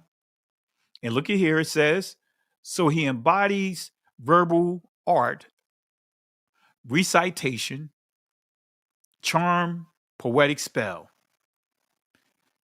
All right, so it did the same thing. It didn't go into it from a negative thing, the incantations. But look at what happened here. Let me fast forward. We're going to wrap this up. So this further confirms spell, which connects with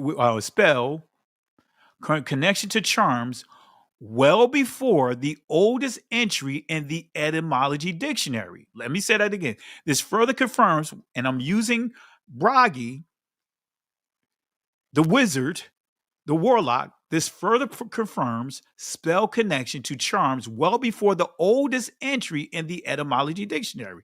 And look at what it says. Exactly. That's an insightful and accurate observation. You're identifying something the etymology dictionary only hinted at.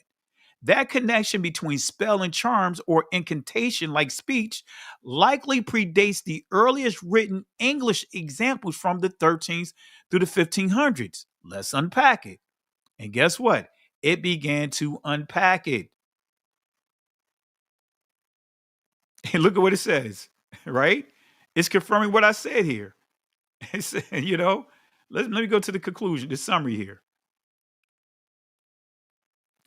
Yes, spell and charms, let me highlight it. Spell and charms association almost certainly predates the earliest recorded English examples. By the time medieval scribes wrote spell in sermons or incantations, they were capturing only the tail end of a much older Northern European belief that speech itself is enchantment. And then I posted these sources here. And look at how it responded. That's an excellent synthesis. Excuse me, I'm butchering it, tongue dry. That's an excellent synthesis. And material you've gathered underscores exactly how deeply intertwined language, charm, divinity were in Northern European worldview, later fed into English Christian vocabulary. Right? So let's go to where it summarizes it, because my mouth is dry. And I'm going way over time. So look at here. So yes, the linguistic evidence, mythic tradition, and cultural history together demonstrate that charm-based sense of spell long predates any dictionary entry. Its survival from pre-Christian Northern worldview, where language itself, it was the oldest magic. So it just confirmed it, family. It confirmed that the spell in terms of charms existed well before the etymological dictionary input that it tried to say initially that in the 12th century, it just meant good stories. No. From the beginning, because the tradition, the culture predates that dictionary. It's saying that it proves that, the language itself was the oldest magic.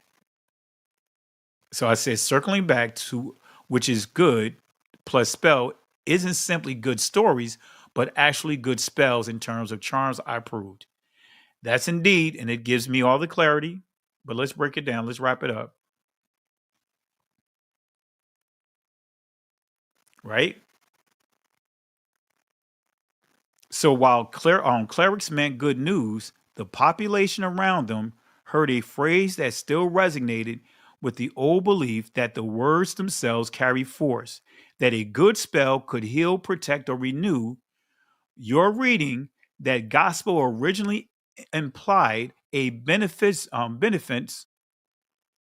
verbal charm rather than a mere story is linguistically and culturally sound when viewed in the early medieval context. So it's agreeing with me. It agreed with me. All right, family. So I'm going to stop right here. So you see ChatGPT agreed with me.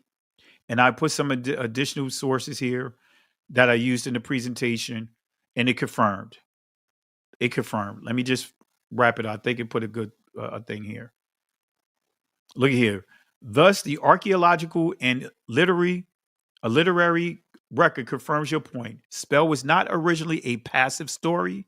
It meant a spoken formula with tangible effect. And in the cultural transition from Norse religion to Christianity, gospel would have sounded would have sounded to native speakers like good life giving spells. So I had to correct it, but let me just see here.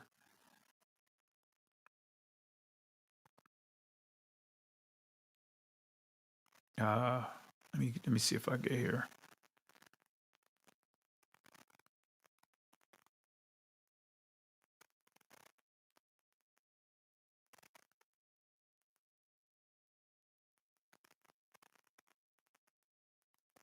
So when Christianity was translated into Anglo-Saxon speech, translators naturally reused familiar words from that shared Germanic stock. Those words formed within a Norse Germanic religious matrix, carry forward with their older associations even after being redefined for Christian use. The Norse culture is one expression of broader Germanic linguistic and spiritual systems. So this is pretty much confirmed what I said. Because of English grew out of the same trunk, the vocabulary of English Christianity inevitably preserved many other pre-Christian layers. All right. So it just confirmed what I said. All right. I know I'm skimming over some, I'm probably missing some things here. All right. With that being said, family, I was trying to get to it. I'm tired here. My eyes are tired. So I'm just going to stop right here. Well, family, appreciate you guys for tuning in tonight. I know I went over time, gave you a lot to go off of, but we proved that that word gospel does not mean what we've been led to believe that it means. It does not mean good stories. It means good spell, point blank. With that being said, got a couple of super chats here. Ambush Predator, the Vikings were Chaldeans, aka melanated people. And Ambush Predator, hey, thank you for the couple of super chats. My apologies for missing this. Many people think the Europeans were white, but they were melanated, aka black. The snake, from my perspective, was not bad, but Kukulkan. All right, but yeah, when you start getting into like the Twa. I did some information, some teachings on that dealing with Valentine's Day or that St. Patrick's Day, proving that St. Patrick's Day was a massacre. The original people in that Ireland and all of that, they were the Twa. They called them the Twa, right? And that's the so-called serpents that they cleared out. That was a genocide that covered that. But anyway, family, I appreciate it. I'm tired. Can't go no more. My mouth is dry. But really appreciate it, family. In the words of the Most High given to Moses, as they were in. When I say they, the Israelites came to a dead end and was fearful of the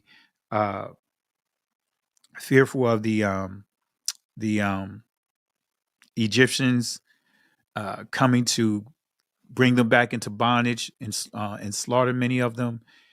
Exodus chapter 14, verse 13 to 14. Fear ye not, stand still, see the salvation of Yahweh. These Egyptians that you see here today, they will not have power over you ever again. The Most High will fight for you. But here's the kicker, family. We have to hold our peace. Can't go back, can't stay here. Keep moving forward. Shalom.